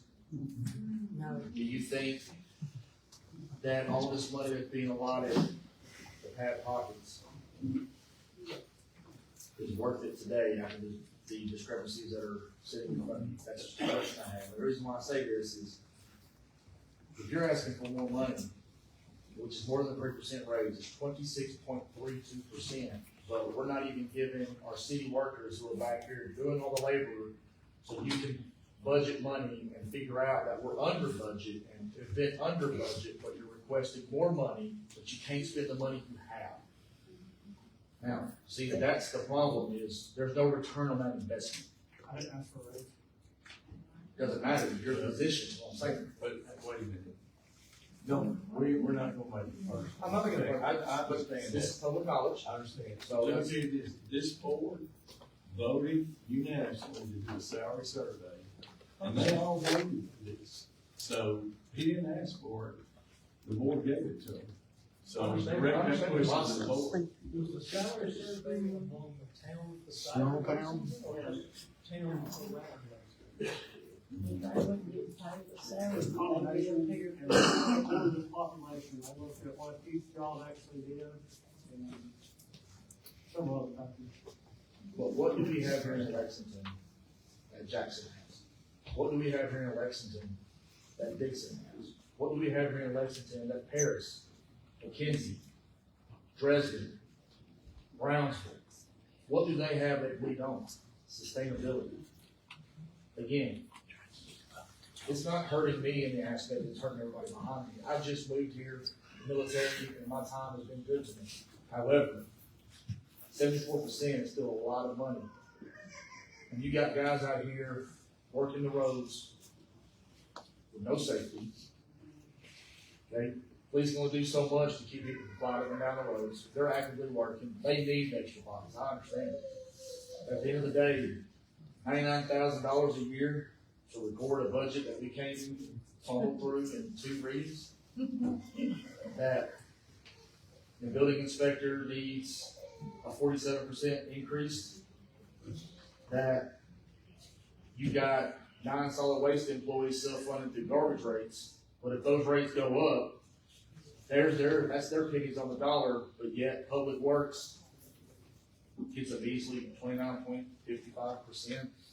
How is that, again, goes back to my original question, how is that fair that the guys that are sitting around this room, putting their life on the line, number one, amongst the city people driving through, because we all know 412 and 22, easy as all get out. Okay? It's a thoroughbred for everything. It's just like 40, it's parallel. They can only do so much. Okay? They can't be 15 places at once. They have a shortage. They've got patrol cars that are parked that cannot move because they cannot find enough people to work. Because the industry and agencies themselves, people just don't want to do it anymore. But the people that are in comfort of sitting behind their air conditioned office seats and cubicles, you got guys out here busting their backsides for a 3% raise, but healthcare goes up $20,000 a year. You got gas going up and down. You got taxes going up and down. Again, how is that fair when you're asking, or when the board wants to vote for a $20,000 increase for somebody who right now is funding across the budget that we can't figure out, but we saved money the last 2 years, we're asking for more money in that watchman time. The math ain't mathing there. Less is more. Less is more. Anybody else? Just another question, where did you hire the? Let's let everybody have a chance. I just have a question. That would be 3 times for you. It was just a question. I know, but let's be fair to everybody. Give everybody a chance.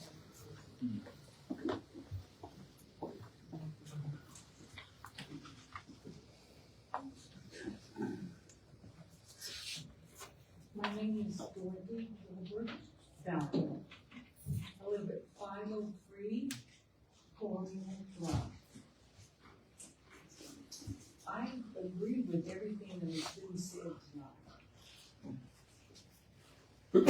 One of my biggest concerns is that I see that some of the people that are sitting around the table are not really sure what they've even voted for, or if they even voted. It's very disheartening. Because I know I've worked all my life, and people work because they need a place to live, they need food to eat, and we've always paid taxes, and probably always will. But I think this is totally unreasonable, because you guys don't even really, you can't back up what you've got on paper.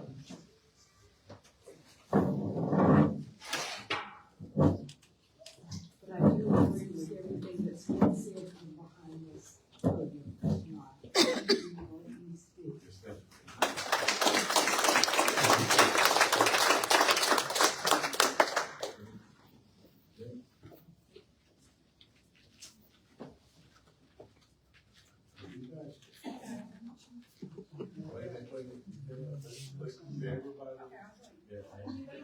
I will make sure everybody gets the opportunity to speak. Thank you. I'll let them come back up. She's so good.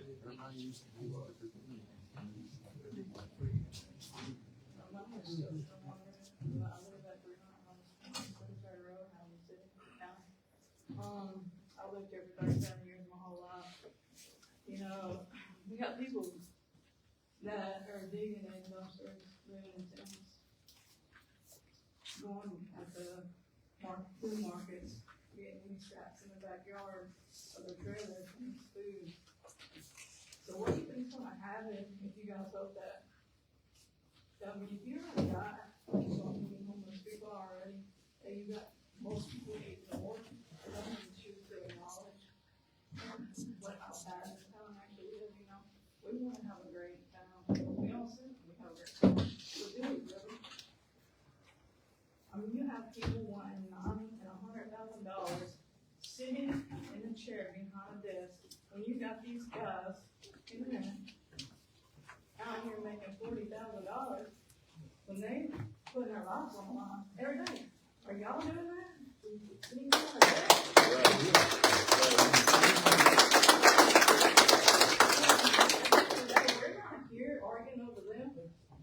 they deserve to hear more. And the fire department, we're arguing over $80,000 and $100,000. That is ridiculous. And Mr. Jeff, I've never met you before, but you said you don't get a raise. You knew that when you stood up for that. That's the way it should be. Well, I'm just saying, it's like, everyone wants to talk about raises, but it needs to come down to that 3% or whatever everybody's talking about. I mean, in my 37 years, I've never got over 4 cents. But these guys deserve way more than that. But you want people to make $80,000. It is gonna add up, Mr. Jeff. And I ain't never been to one of these meetings because I'll tell you what, after seeing this tonight, I probably won't come back because it don't seem like y'all even know what's all on this budget paper. And it's so confusing. If you guys don't know, how are we gonna know all that? Luckily, we have a few people that actually went and got copies, so we kinda know some of it.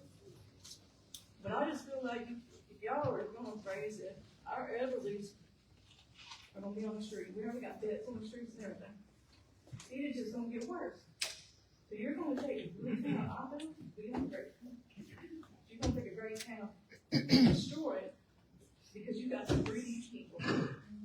Ain't nobody need no $90,000 sitting behind the desk. When you got officers and fire departments wasting their damn lives. Somebody else. But that's all I have to say, Mr. Jim. I just feel like I really need to pray about it and think about it because it's already a triple effect. And this is just gonna get worse. If anything, I mean, just go back and cut stuff. There's always something. I mean, something's gotta give. I mean, my parents, they flooded on Social Security and everything. How do you have to go back and work? With the max, I think it's 30 hours a week, so their check don't drop in. That is pitiful. You work your whole life, and then you still gotta go back and work. That is awful. But you got people wanting $80,000 and $100,000 sitting on the desk. It just don't add up. Thank you.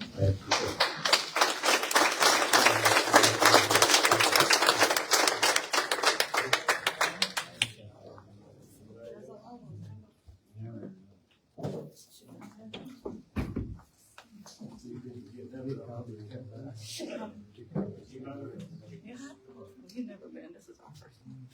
She just don't add up, man.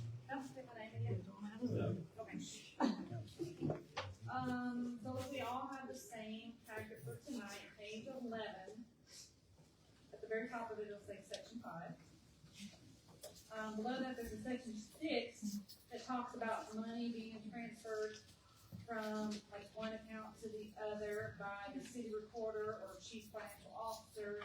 And then if any changes are made, that he has to report it at the next regular meeting and make part of it. I just want to make sure, if that's the case, Jeff, you don't need to be doing anything with salaries, let's just be accountable, you know what I'm saying? CFO does all of the financial administration, and always has. So we can change salaries and stuff or whatever. But whatever the board votes on, he can't do it on its own, but he can do whatever the board I votes thought on. that just said that I should do that. I just wanna make sure that there's not a way that somebody's pocket could get padded.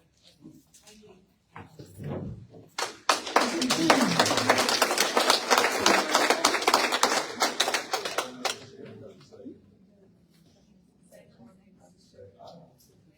Who's next?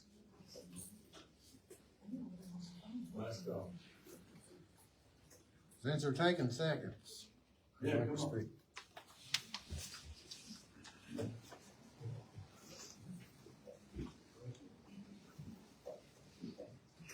Listen to them, I didn't come with it. Listen, people. Couple points to make. You raise the budget, people get poorer, raises crime. Do this, this, that. That's the truth. And I'm not saying nobody's done anything wrong. I think we need to look at the big picture. And you ought to have answers. And body ask a question.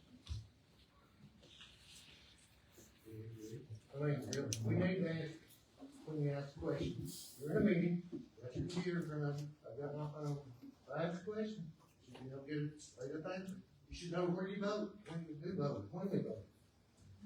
It should be, that ain't, under, yeah. Wanna just give my little bit extra in there, with crime.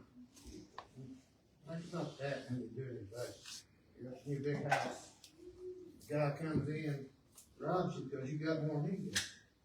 It happens everywhere. Check New York, check Delaware. Detroit, Florida. It's all over. I've been there. I've worked over. I have to barricade my door, my hotel room, because I'm working at a plant over here. Staying out of town. Figure my life, keep my money in my pocket. Because they pay me, I had to cash my check in the job before this modern time. It's been happening for years. It's nothing new. You take the people, put them out of their homes, they move out, you got deserted homes. Who's gonna guard them? Gonna hire more police? We've got to give force. Proud of it. Always have been. But you get evacuated, deserted, your town just falls. People talk about moving. I don't know if they can, they will. I know it's a big job to move, I moved here. Like the other gentleman said, because it's safe. Talk to school, ran in the stores, everybody was nice. And it's still that way. We make some changes, we won't make some others, I think. We need to really, really back up, see what we do need, who needs to raise. If I don't make $90,000, and I don't think I had to work 7 days a week, 16 hours a day to do that. You wanna put that kind of time in and make $90,000, go for it. I'd be glad to vote for you and be back with you. If you put in 8 hours a day, 5 days a week, I think a $40,000 budget is plenty. When you're on this board, you should love your town, you should love your state, you should be able to breathe. Don't ask for pay, which I know it's a headache. I've been involved in council, everything a little before I come here. If you do deserve to get paid. Nobody else wants to do it for free. Don't double the trick. What the conversation. It's working for you. Yeah. And we all don't need to raise. I don't ask one. Like I said, we'll go to the back.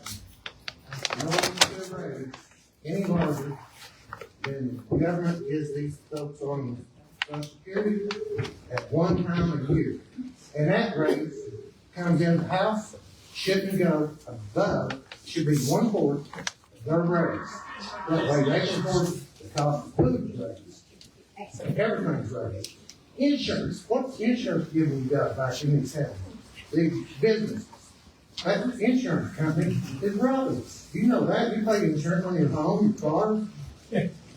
That's ridiculous. They should be made, you're gonna be selling insurance for them and give us a percentage. That's what I was talking about earlier, percentage of the business profit. Look at their books. We need to see your books.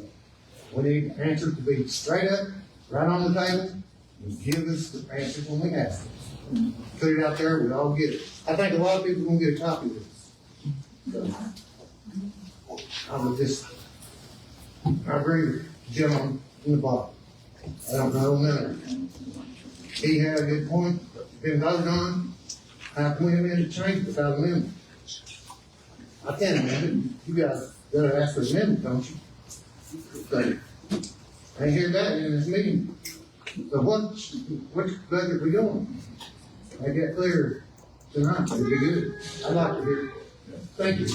This will answer the question. The last thing said, any resulting transfer shall be reported to the governing body which is in and its next regular meeting and made part of the minutes. So that goes to section 6. All right, anybody else? Is the city manager appointed or elected? He's appointed by the school. Not the board. All of that is appointed by the board. So the department heads do their own thing. What is about the Alderman? Last time we talked, you said they don't cover a specific area. They don't have certain zones. But years ago, there was, let me get my head in before I was, there used to be wards that did the zones. Before that, it was at large. And then now, then they changed it to Jack is here, he can give the shade up, sure. Did the Alderman change that, or we're gonna change it by the mayor's? So, the aldermen don't really know who they represent, because They represent They everybody. represent everybody, but you don't have a specific zone, so why are we not having the voices to be that? Instead of one alderman, yes, Right, and I get that, but why not break that 7 in the same areas? Y'all all live in the same area? You kind of sound like a commissioner. Yeah. Like, is that something that can be looked at? At one time, it was that way, and they changed it for, it's been, That was actually, if I'm not mistaken, that was actually proposed in a vote. We wanted to go at large instead of moving wards. People felt that they get no representation, so they had to run for them. If I'm not mistaken, we checked that. but that was before all Right, that. we like, well, not. Right. No, it was changed before. And it was changed, it was voted on. But the reason why I ask is you have 7 aldermen that are supposed to be at large for everybody. How do we know which one actually has our best interest in heart? Good question. All right, so you got any I other? wouldn't want to. I need to get back up there, can I be No, set here? you're okay. I only got one question. Yes, sir. All the ones who voted on this budget, are they elected or appointed? No, All elected. yes, sir. Good news. My name is Ed Alderman. I live on 84 Countryside Drive, Lexington, Tennessee. Now, Gordon says he has the actual budget that was voted on May 28th. Is that correct? So, That was the first reading that night, correct? Okay, so that was the first reading, correct? Second reading is tonight. The reason I'm bringing this out to the board is because there is a issue. There is a issue with the way a motion was made, and the way it was interpreted. I don't know the answer. I called the comptroller and I asked him, and he said, if you have passed a first reading, we passed the first reading. I said, what if it's, he said, and this is what he said. He said, the budget, I said, well, it appears, I told him, I said, I got a sheet here, it has the budget on it that they thought they voted on, but in the packet, we had this right here. He said, so what will you present it? I said, what I was presenting, I don't know where at the time, this was the budget we voted on, not this, because this had the tax rate on it. So he said, well, here's what he said. He said, it's a matter, you could probably take it full court. He said, but if they under assumption of they're voting for a budget, and they're voting for a 70-cent tax increase, then you voted a budget. That's what it said. Okay, so that means you voted for this budget. Okay, and what tax increase is in that budget? I don't know. I think I don't know because everybody's so fixated on the 74 cents. Okay, but wait a minute, let me finish. Because the 74 cents will be required, and really it won't even cover what the proposed amount is, and what the budget is proposed right now on this. So, The 12 million proposed, or 14 million proposed? well, this is the 14 here. This is 12. But you voted on the 12. Yes. We actually voted on 12. Now, and he called the comptroller, they called MTS, and they called everybody. But what was explained to me was, we voted on the budget, and that's the budget, it's the first reading. And you can amend or change it, because we get that second reading, but only the aldermen can do that, and they have to do a line item and say which one they want to change, and they have to vote on each change. That's what I was told. Now, you may find out something different, but I talked to the deputy controller of the state of Tennessee, his name is Steve Osborne, and actually, he told me it's just me, and I got to go and ask a few questions. He come back, had the conversation back. Then I called him back,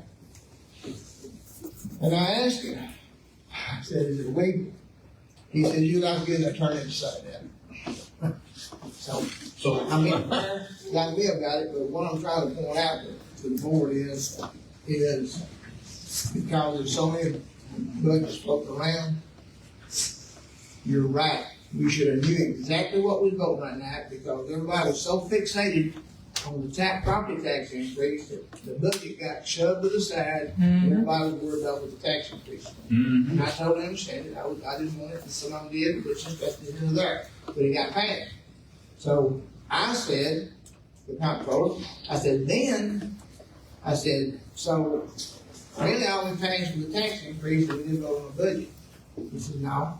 He said, was it stated to me a first reading on the budget? I said, yes, sir, it was stated to be a first reading on the budget. He said, then we voted on the budget.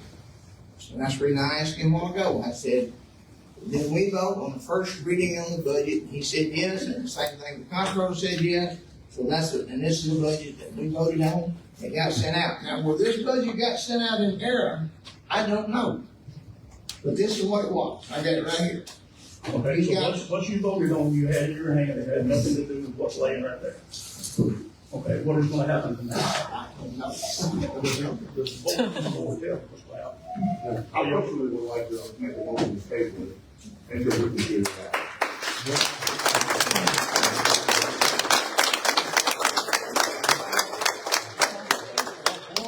Six more. It's one. Wait a minute. He's already made it. So either he's gonna have to get a second to his motion, and if he doesn't, then we can go with your motion, the other. But first, you made a motion to table, right? And I have a second. I second. I'm a third. Wait a minute, no, it don't work that way. All right, so we'll get a second. Any discussion? I have a question. All right. Tabling it. Till when? So the problem is that you're gonna have to do, you can table it, but you're gonna have to turn around and do the motion for continuing the budget, because timeline is one of them still on here, you have to. Secondly, you have to continue.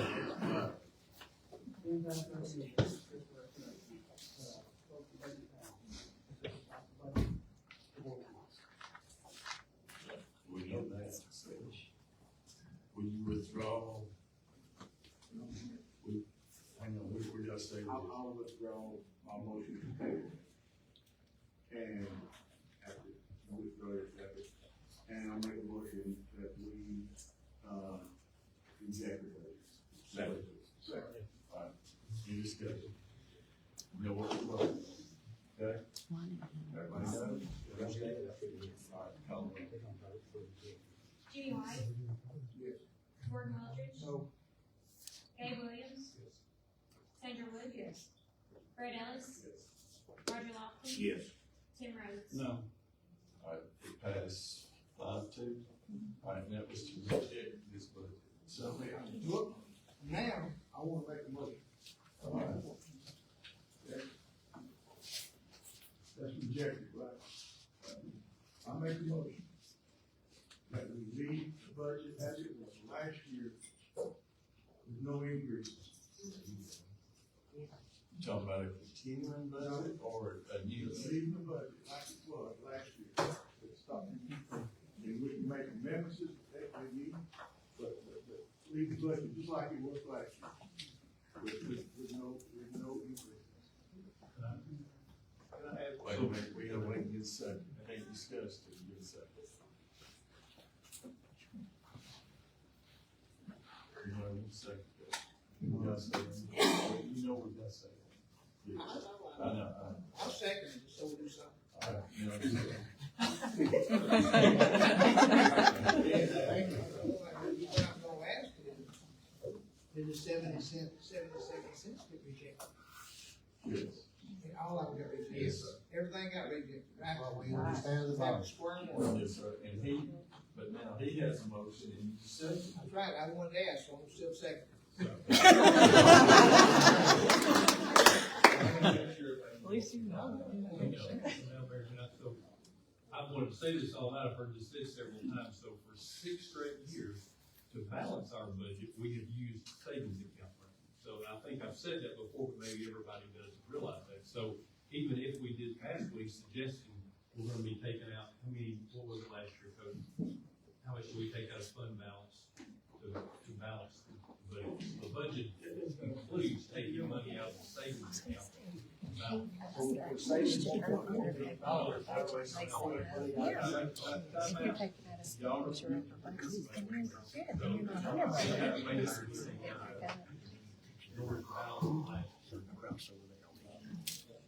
So he's saying you're gonna take your money out of savings.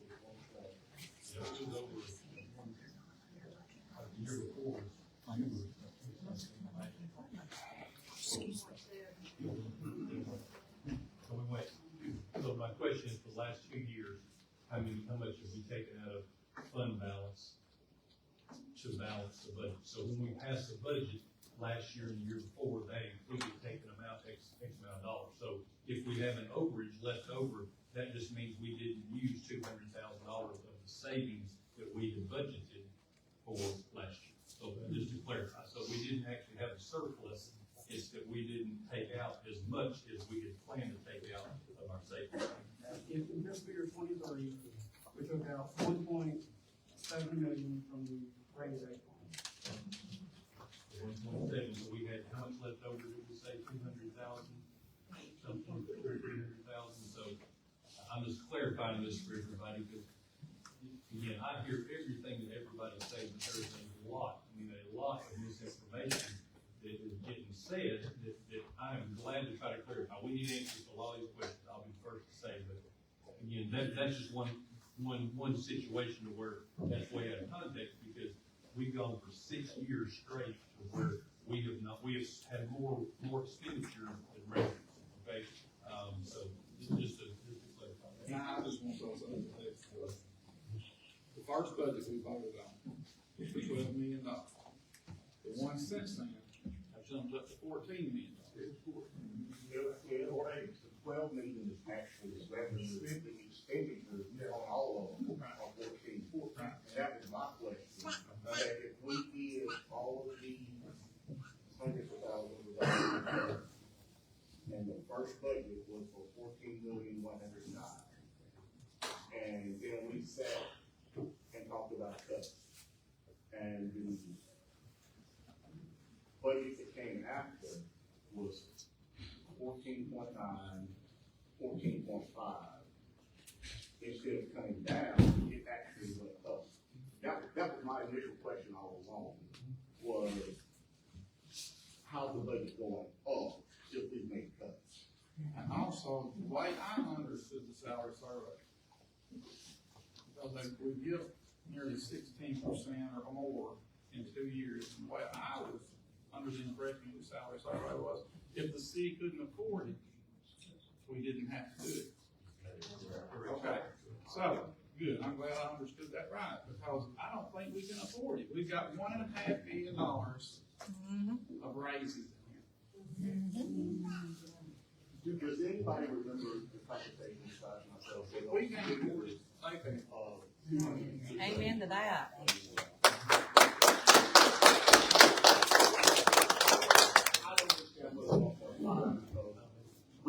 We sat here as a group, and it was 260 and 321 for a total of like 580. One thing, we're only talking to the general fund. Yes. We're not talking about water, like all the other departments, which I think may be part of the. Fred, I've got 484, 282, that's what I've got. And for the total increase for salary. That is to adjust them to the minimum, the payroll tax and the retirement, yes. The general fund employees, not 1.5. God, that's where I was confused for. How did they get But 12? I'm just talking about this right here. Well, 12 is revenue, not expenditure. If you look on mine, it says expenditures are. No, it says right in this budget. Yeah, it's on the budget. That's what you want to spend. Well, let me make sure I'm right. You got a total revenue of $12,136,000. But he is proposing $14 million. Right. But that's expenditure, not revenue. And then the other Net difference, $2,046,000. And that's $2,043,000, the total is gonna come from, the rate. And that was gonna drop it down to 7,005,000. Am I correct? Part increase, 1.175 is net proceeds from fire fund. But I thought it was down to take out the fire fund.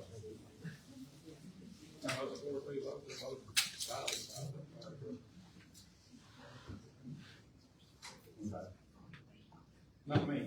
Laura. So.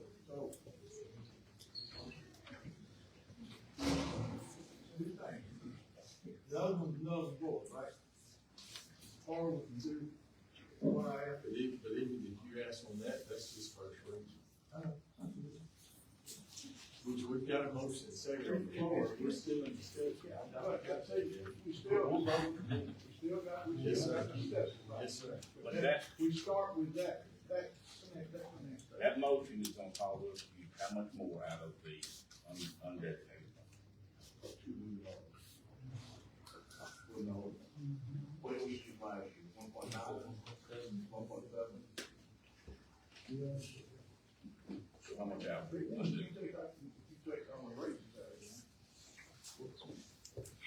Our budget last year was passed with using 1.7 of rainy day fund. That was the budget that was passed.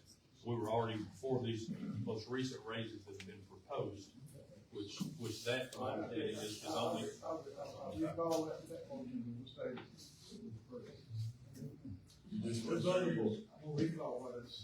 You just Stay with the motions made. There's nothing more to start all over. you just went through, you would go out and go. Already made a motion, you already stick with it. Exactly. I still like to know how much undesignated funds will be used if we get that. And that's gonna put us down, right near what the comptroller says, the minimum we gotta have. It's a self-imposed fund balance policy. It plays a major factor in the fund.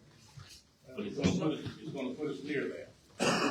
And for the last 6 years, at some point in time, this, we talked about when we voted for the budget we did, this is my first time here, and,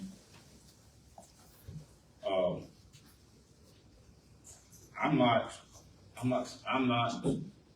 saying that the first time I looked at this budget, that I didn't do what I think was right, and still don't know right now whether it's right. But when I was given the budget, we had used probably half of the monies that we had saved in the rainy day fund and undesignated funds over the last 6 years, 7 years. To do to balance the budget that I was looking at, we were gonna come down to the minimum what we needed to have, and you can't do that. Something happens and there's an unexpected event, you're gonna go below that, it's not gonna be good. So you got your expenditures here and your revenues down here. So we get a budget, and it's just like what y'all talk about at home, your checkbooks, here's your budget. Your revenue, you gotta pay your bills, so that's what the 74 cents was. 74 cents was to just get us back to even. Just the capital projects that we did last year. And that was cutting the capital project this time. Unless we do last year. We don't know capital projects, what's rainy day fund. Capital projects is what pulled it down. We decided to go ahead with capital projects. Pull the rainy day fund down, saying that this year we wouldn't do as many capital projects, so we wouldn't need as much money. So you take less money this year out of the rainy day fund, because even one of you already said we're not gonna do all the capital projects, we don't want to cut all of it. So it should be less, it should be higher. And what I'm saying is, if it goes to $15 million, because the whole budget is more raised than there, and it's going to capital projects. And I'll stand on my thing, because that's what's in the bill. All right, let Robert's rules of order, let's get us back in line. He made a motion while ago. And I get that. Now, he's not going to send you second, so we're going to vote on it. That don't mean you can't vote no, I'm just telling you what your options are. You can vote no, no, no.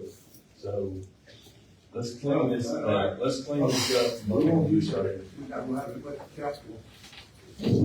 Start going that too. We have cut, we had a meeting, sent in here, what department is there, we even cut out the police cars, we cut out Casey's stuff, we cut out. We go to pay. We cut out all kinds of stuff. Right. The reason we done that was to reduce what we're gonna have to have in the budget for this year. Go to page 85. You see, we can't do the same thing. Oh, we do this. If you look at this budget, a lot of the cuts was capital projects that were not even in the budget. Page 85. Because if you look, the initial budget and the budget that we came after that actually went up versus coming down after the cut. I cannot answer because that math does not add up. That's exactly what I'm saying, so why did it come down? I asked the council. But if we made those cuts, which we talked about, the budget should have come down. Agreed? Yep, that's what I thought. But you see the numbers that I got. The initial was 14,109, and the next one came was 14,579 with the pages. It's almost like something was added versus subtracted. What was that? I don't know, that's why me personally wanted to take away, until we could actually offset down and go through it line by line and see. Because I understand the concerns or things about the salaries, and what I had initially thought about proposing was to not take away from them, but extend it over 3 or 4 years. That is almost negligible, that wasn't required no more than 7 cents. Yeah, because what it was 7 cents.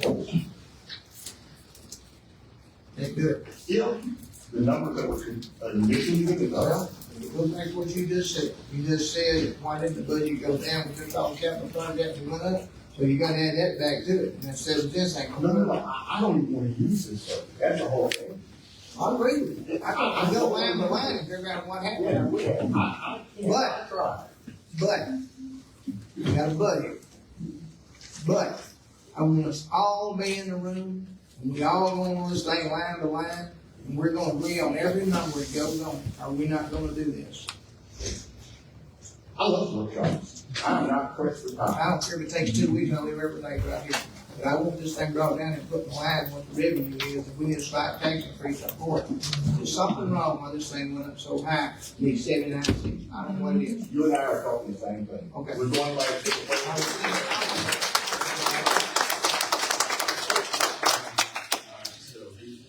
Now I got a motion.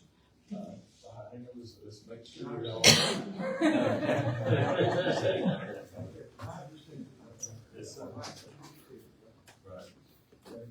My motion is do what we did. We're gonna have a workshop, iron this budget out, and we're gonna do it line item to line item, and we'll get out. All right, now, my question to you is timeline on the, comptroller's office. We need to pass it, do the budget. We won't have time to do 2 weeks, because the time. We got 90 days. Give me this. You've got to do it, to do that. So I'm gonna be, you make a motion, do what? Okay, I'm gonna go. Vote on that, and we'll do it, we'll do it again. I'll say that. Thank you. All right, so we'll do that, but we gotta do continue. I've got to have a motion for continuing budget. All I was saying is you did that. All right, can I get a motion for continuing budget? We'll notify the comptroller's office if we are. I make a motion. All right, second. I got discussion. Call roll, please. Gordon Rodrick. Yes. Gabe Williams. Yes. Sandra Woods. Fred Ellis. Yes. Roger Lofton. Yes. Tim Rhodes. Yes. Jimmy White. Okay, now, we'll just say we'll have a workshop, and we need to get with y'all and get the time, give me to see that. I'd like to do multiple per week, so we can move it along, instead of one every, a month. It needs to be every day. Yeah. I don't know. Be every day. While we're sitting here, pull your phones out, get your calendar, let's be here first. And then Tomorrow. Okay?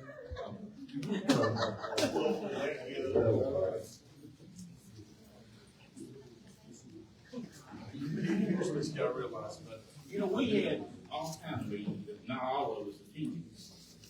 correct. You know, we had meetings with the salary survey, we had how it was gonna be implemented, we had meetings with what we wanted to cut since the last meeting, we worked on that to get off the 74 cents, but we had to have everybody to commit and come and do that. You know, if you're not gonna come and do it, then we don't need to set it. I can say you. I just said we all have to do that. I might have been talking about I that. ain't going, I'll tell you why. Because I don't know, that's raises. I'm not going to set it, and we're going to talk about raises. We're all going to talk about raises together, not one-on-one. What we do, discuss it in open, all together, and discuss it. And we did that, and everybody on this, around this table, not everybody around this table voted for the survey to be done, because everybody wasn't around this table, but everybody did around this table vote in for me. All 7 of them. Yes, sir. No, I voted no on the survey. I know that. All 7 of us voted. Sir. Yeah, all 7 of us voted to implement that. Yes. So we need to know what we're voting on. Well, let's go back to the calendar. Everybody get your calendar out, let's pick one first. Did you say tomorrow? Right. Everybody did tomorrow at 5 o'clock? All right, so this is a workshop, correct? Tomorrow. So it's a workshop, we're not going to vote on nothing, it's a workshop. Okay, go ahead, Ms. Stephanie. Can we get clarification? Oh, wait a minute, you got to name and address like everybody else. You got to treat everybody the same. Kathy Peck, 39 Scott Street. Clarification on what you're wanting from us tomorrow. Are you wanting us to start back at the very first budget that was presented? Or do you want us to use the May numbers, because I do have the May numbers, and get our estimates from there and present you something with more actual numbers? I gotta find it. Because we already said we're getting rid of what we have. I'll tell you what I want. Okay, I think everybody's gonna say one. What I want is, I would like to go back to the May numbers. I would like to have a list of every employee in the city, current salary that they're making. We have that already. So let's do that. That's what we're about to do, okay? So we can discuss which salary's what, and what's going up, so we know that. And we need to know what capital projects have or have not been approved and what it adds to the budget. Yes. And my question, is it possible to get that in a digital format where we can actually go into each cell and cut, we maintain this, we can actually see the total expenditure number, either go up or down? I believe, Cody, we could give them in the Excel format that we have. Because, Maybe look at adding a line for you so you can see where you make those adjustments. well, because if the formula's in there, if we actually make a cut, we will know where that budget is going up or down. Yeah. So I think that is the question tonight is if we look at the range that had all the cuts on it, it was $1 million and a half. But the total expenditure number stayed constant through the whole process. And I think I have an answer for that. The first budget we presented had the capitals in there. And then the board requested that Cody pull out all of the capitals and put them on a second sheet. So as you guys have been voting moving forward on those capitals, they were moved out on that second sheet. But the budget, the total expenditure still went up. That we would have to look at, because that only thing is things we're never back on. I know we did, you guys did move like the 250,000 for the fire truck. We pulled it off on that second sheet, but it was requested to be put back on. Now, I'm not privy to all of those discussions. So we're going to get the 295 for the refurbishment. And now it's both fire trucks together. So it's a 90 and 75, which is 1.25. That's not all being spent this year. That's going to be a debt service this year. So that's the difference. But we're showing So four that's expenses, but also the no proceeds for the truck. You get it. We did. You know, we need land to build the crops.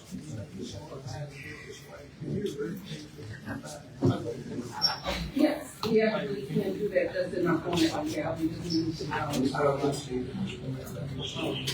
You want 22, 23, and 24, just the 23, and the 24, and 25. Gotcha. And you want it back to, now, I'm not sure, the very first one might have actually been overwritten a few of the changes. I will look back and see if we can't pull that from our budget, meeting and get that back to the original. So we're gonna move it back to the original. We're gonna pull out all of the capital. And what else? Is that all good? Yeah, I just want a digital format for. We got it digital. We will try to target to get this done about noon tomorrow. And so then I'll get it to Cody and get it emailed to you all. Okay? Thank you very much. So 5 o'clock tomorrow, everybody agrees some of that? And We're not done. We still got. Yeah, we already have it on. For all the elderly senior citizens on big time, you know that you were eligible for a property tax, adjustment. I am aware of that, but it's not gonna touch it when this comes up. It helps a little bit, but it's not a lot. You know, there were a lot of people I found out that didn't even know about it. Well, I knew about it and I do get it, and it's not enough. And now, here's the one thing, you're correct. But this is just another tool that a lot of people were not aware of. And I just want to bring it to the attention of people who may not be aware of. There's a tool that's for the city and county.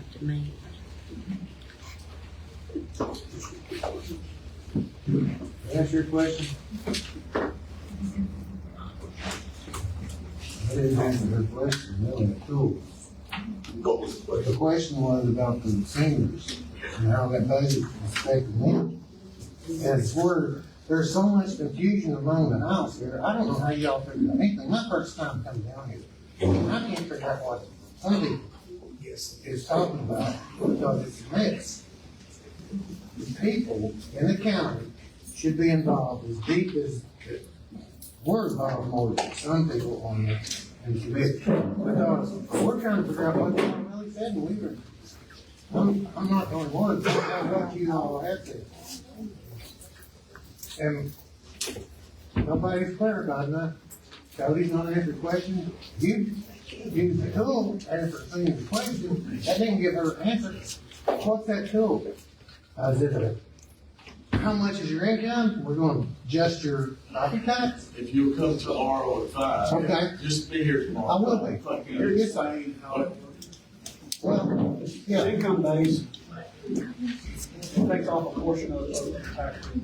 Okay, well, that's not a, I don't know where, when you go pay your revenue, your taxes down there on your property, hey, I get a bill. And since I paid my last bill, yeah, I have to become handicapped. You know, and I do have questions. I thought, you know, I mean, you know, my income changes. Negative. What my budget is. And I ain't going to want to negative.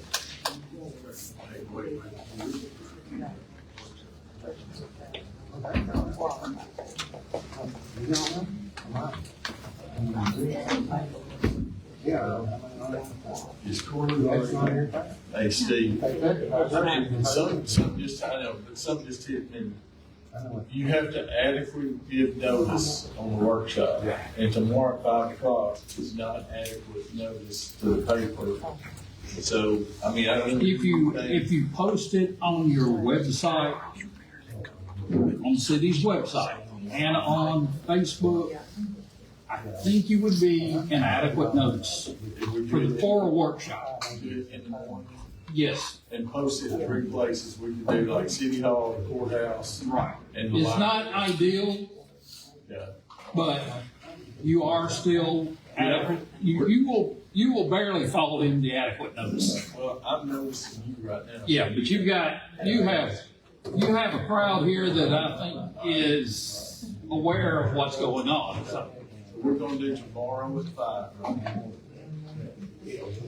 Is this gonna be, public? Yeah, it's open for everybody. Here.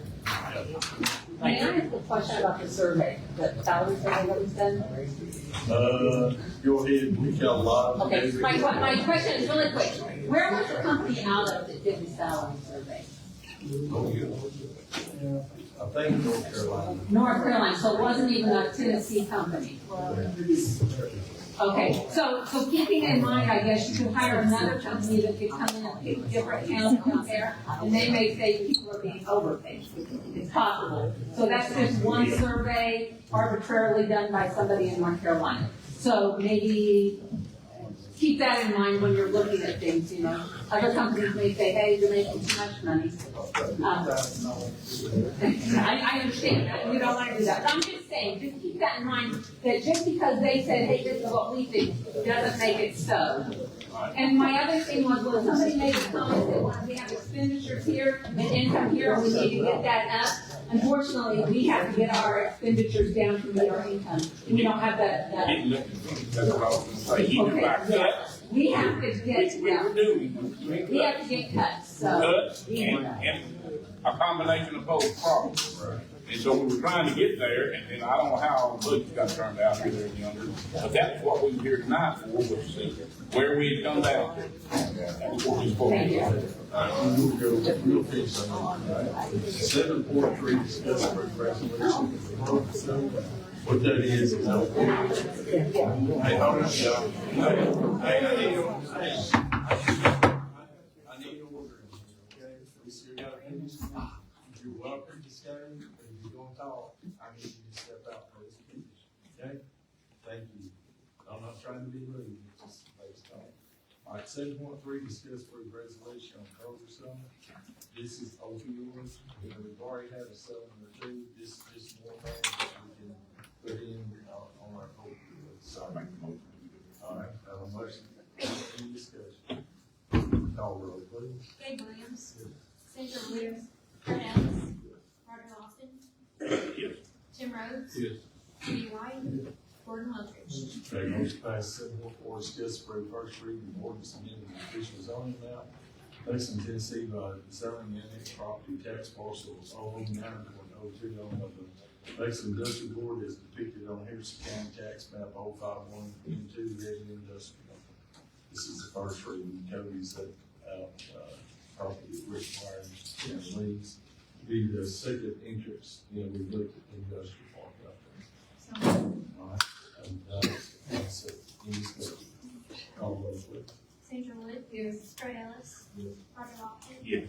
Tim Rhodes. Yes. Jimmy White. Gordon Luttridge. Gabe Williams. Motion passed 6.5, discuss approved resolution DRA application for TCAP access road. Same road, trying to get grant money to take that far. Have a motion, no second. Have a second. Any discussion? Call roll, please. Fred Ellis. Yes. Roger Lawson. Yes. Tim Rhodes. Jimmy White. Gordon Luttridge. Gabe Williams. Sandra Wood. Yes. All right, Chief, you will take vote in 7.6, discuss approved LPD and LED equipment surplus. Maybe we're consolidated the list of surplus equipment that's on a 16-year packet. OPD and LFD approved it as that's useful life, or is it that stays it there? I didn't get any questions there. I need permission to surplus it. There's no questions, I'll entertain a motion. Motion. Any discussion? Call roll, please. Roger Lawson. Yes. Tim Rhodes. Yes. Jimmy White. Gordon Luttridge. Gabe Williams. Sandra Woods. Yes. Fred Ellis. Votes, we will go to the 7.7 resolution, water rates, total. Due to the rate adjustment back in March, looking to defer the annual increase for the water rates. Any questions for Ann? No, entertain motion. Motion necessary. Any discussion? Call roll, please. Tim Rhodes. Yes. Jimmy White. Yes. Gordon Woodridge.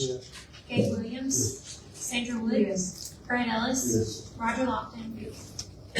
Motion passes 7.8, yes, approved gas, water, and wastewater items. Cutoff is $5,184, 12 winners, 14 Any questions? No, I'll take a motion. I have a second, any discussion? Call the roll, please. Jimmy White. Gordon Woodridge. Gabe Williams. Sandra Woods. Fred Ellis. Roger Lofton. Yes. Tim Rhodes. Yes. Thank you.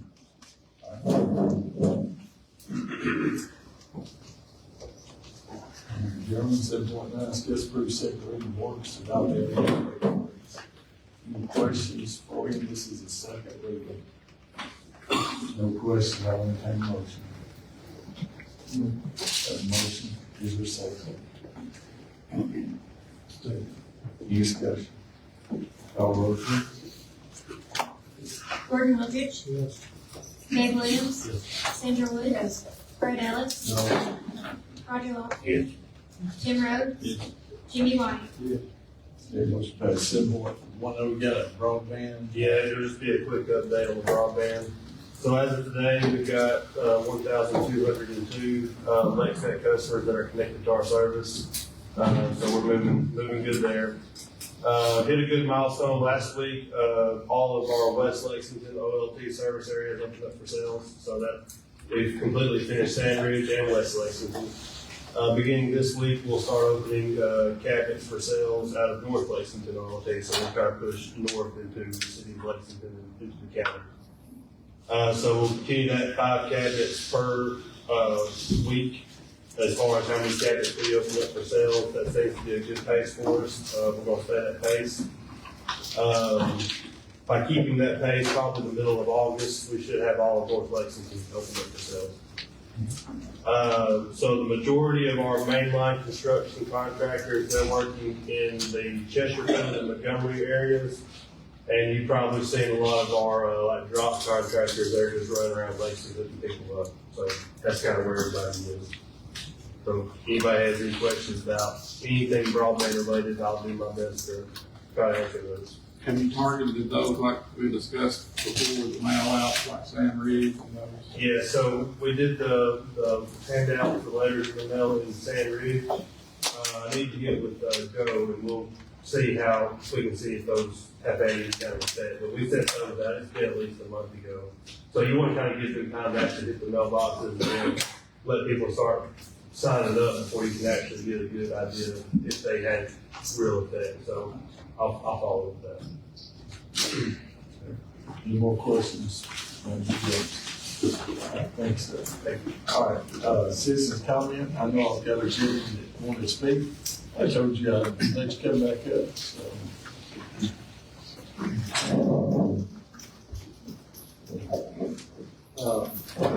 don't know if I can do that again. My name is Noah, and I'm on 104 North.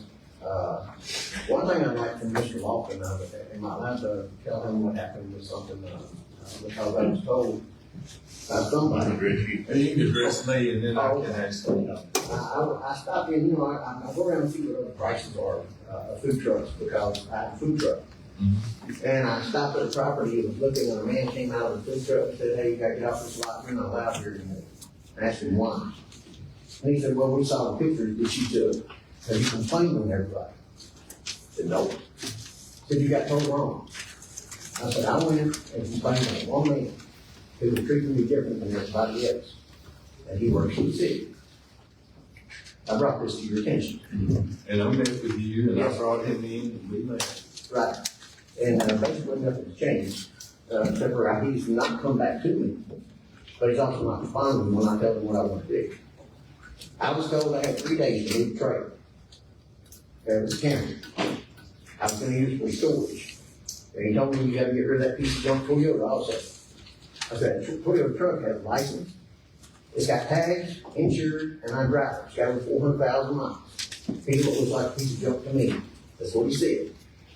I said, that really made me angry.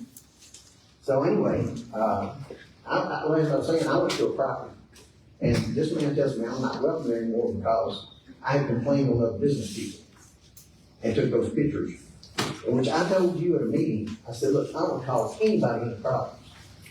I'm sorry. Hey, look. And I said, hey, relax, ain't nobody gonna get on you, you're fine. I said, I told you, I said, you know, these people have been here in Lexington doing business the way they do it for a long time.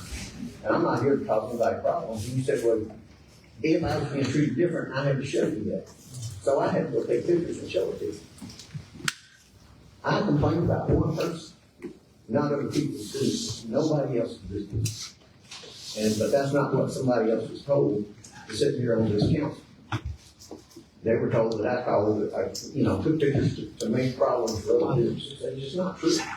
And I have this is what I was told before the barbecue truck guy. You weren't told with me though, correct? No, sir. No. In the story. Okay.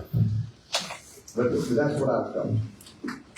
So, and I'm hoping that it's not true. I mean, I have stayed away because I don't cause any problem there. So, that's why I was wanting to direct the him because I wanted to know I'm not trying to cause him any problem at all. I would never do that. I'm here to, I want to be a part of this city, and I've got 2 kids now, one that's 3 years old and one that's 4 months old.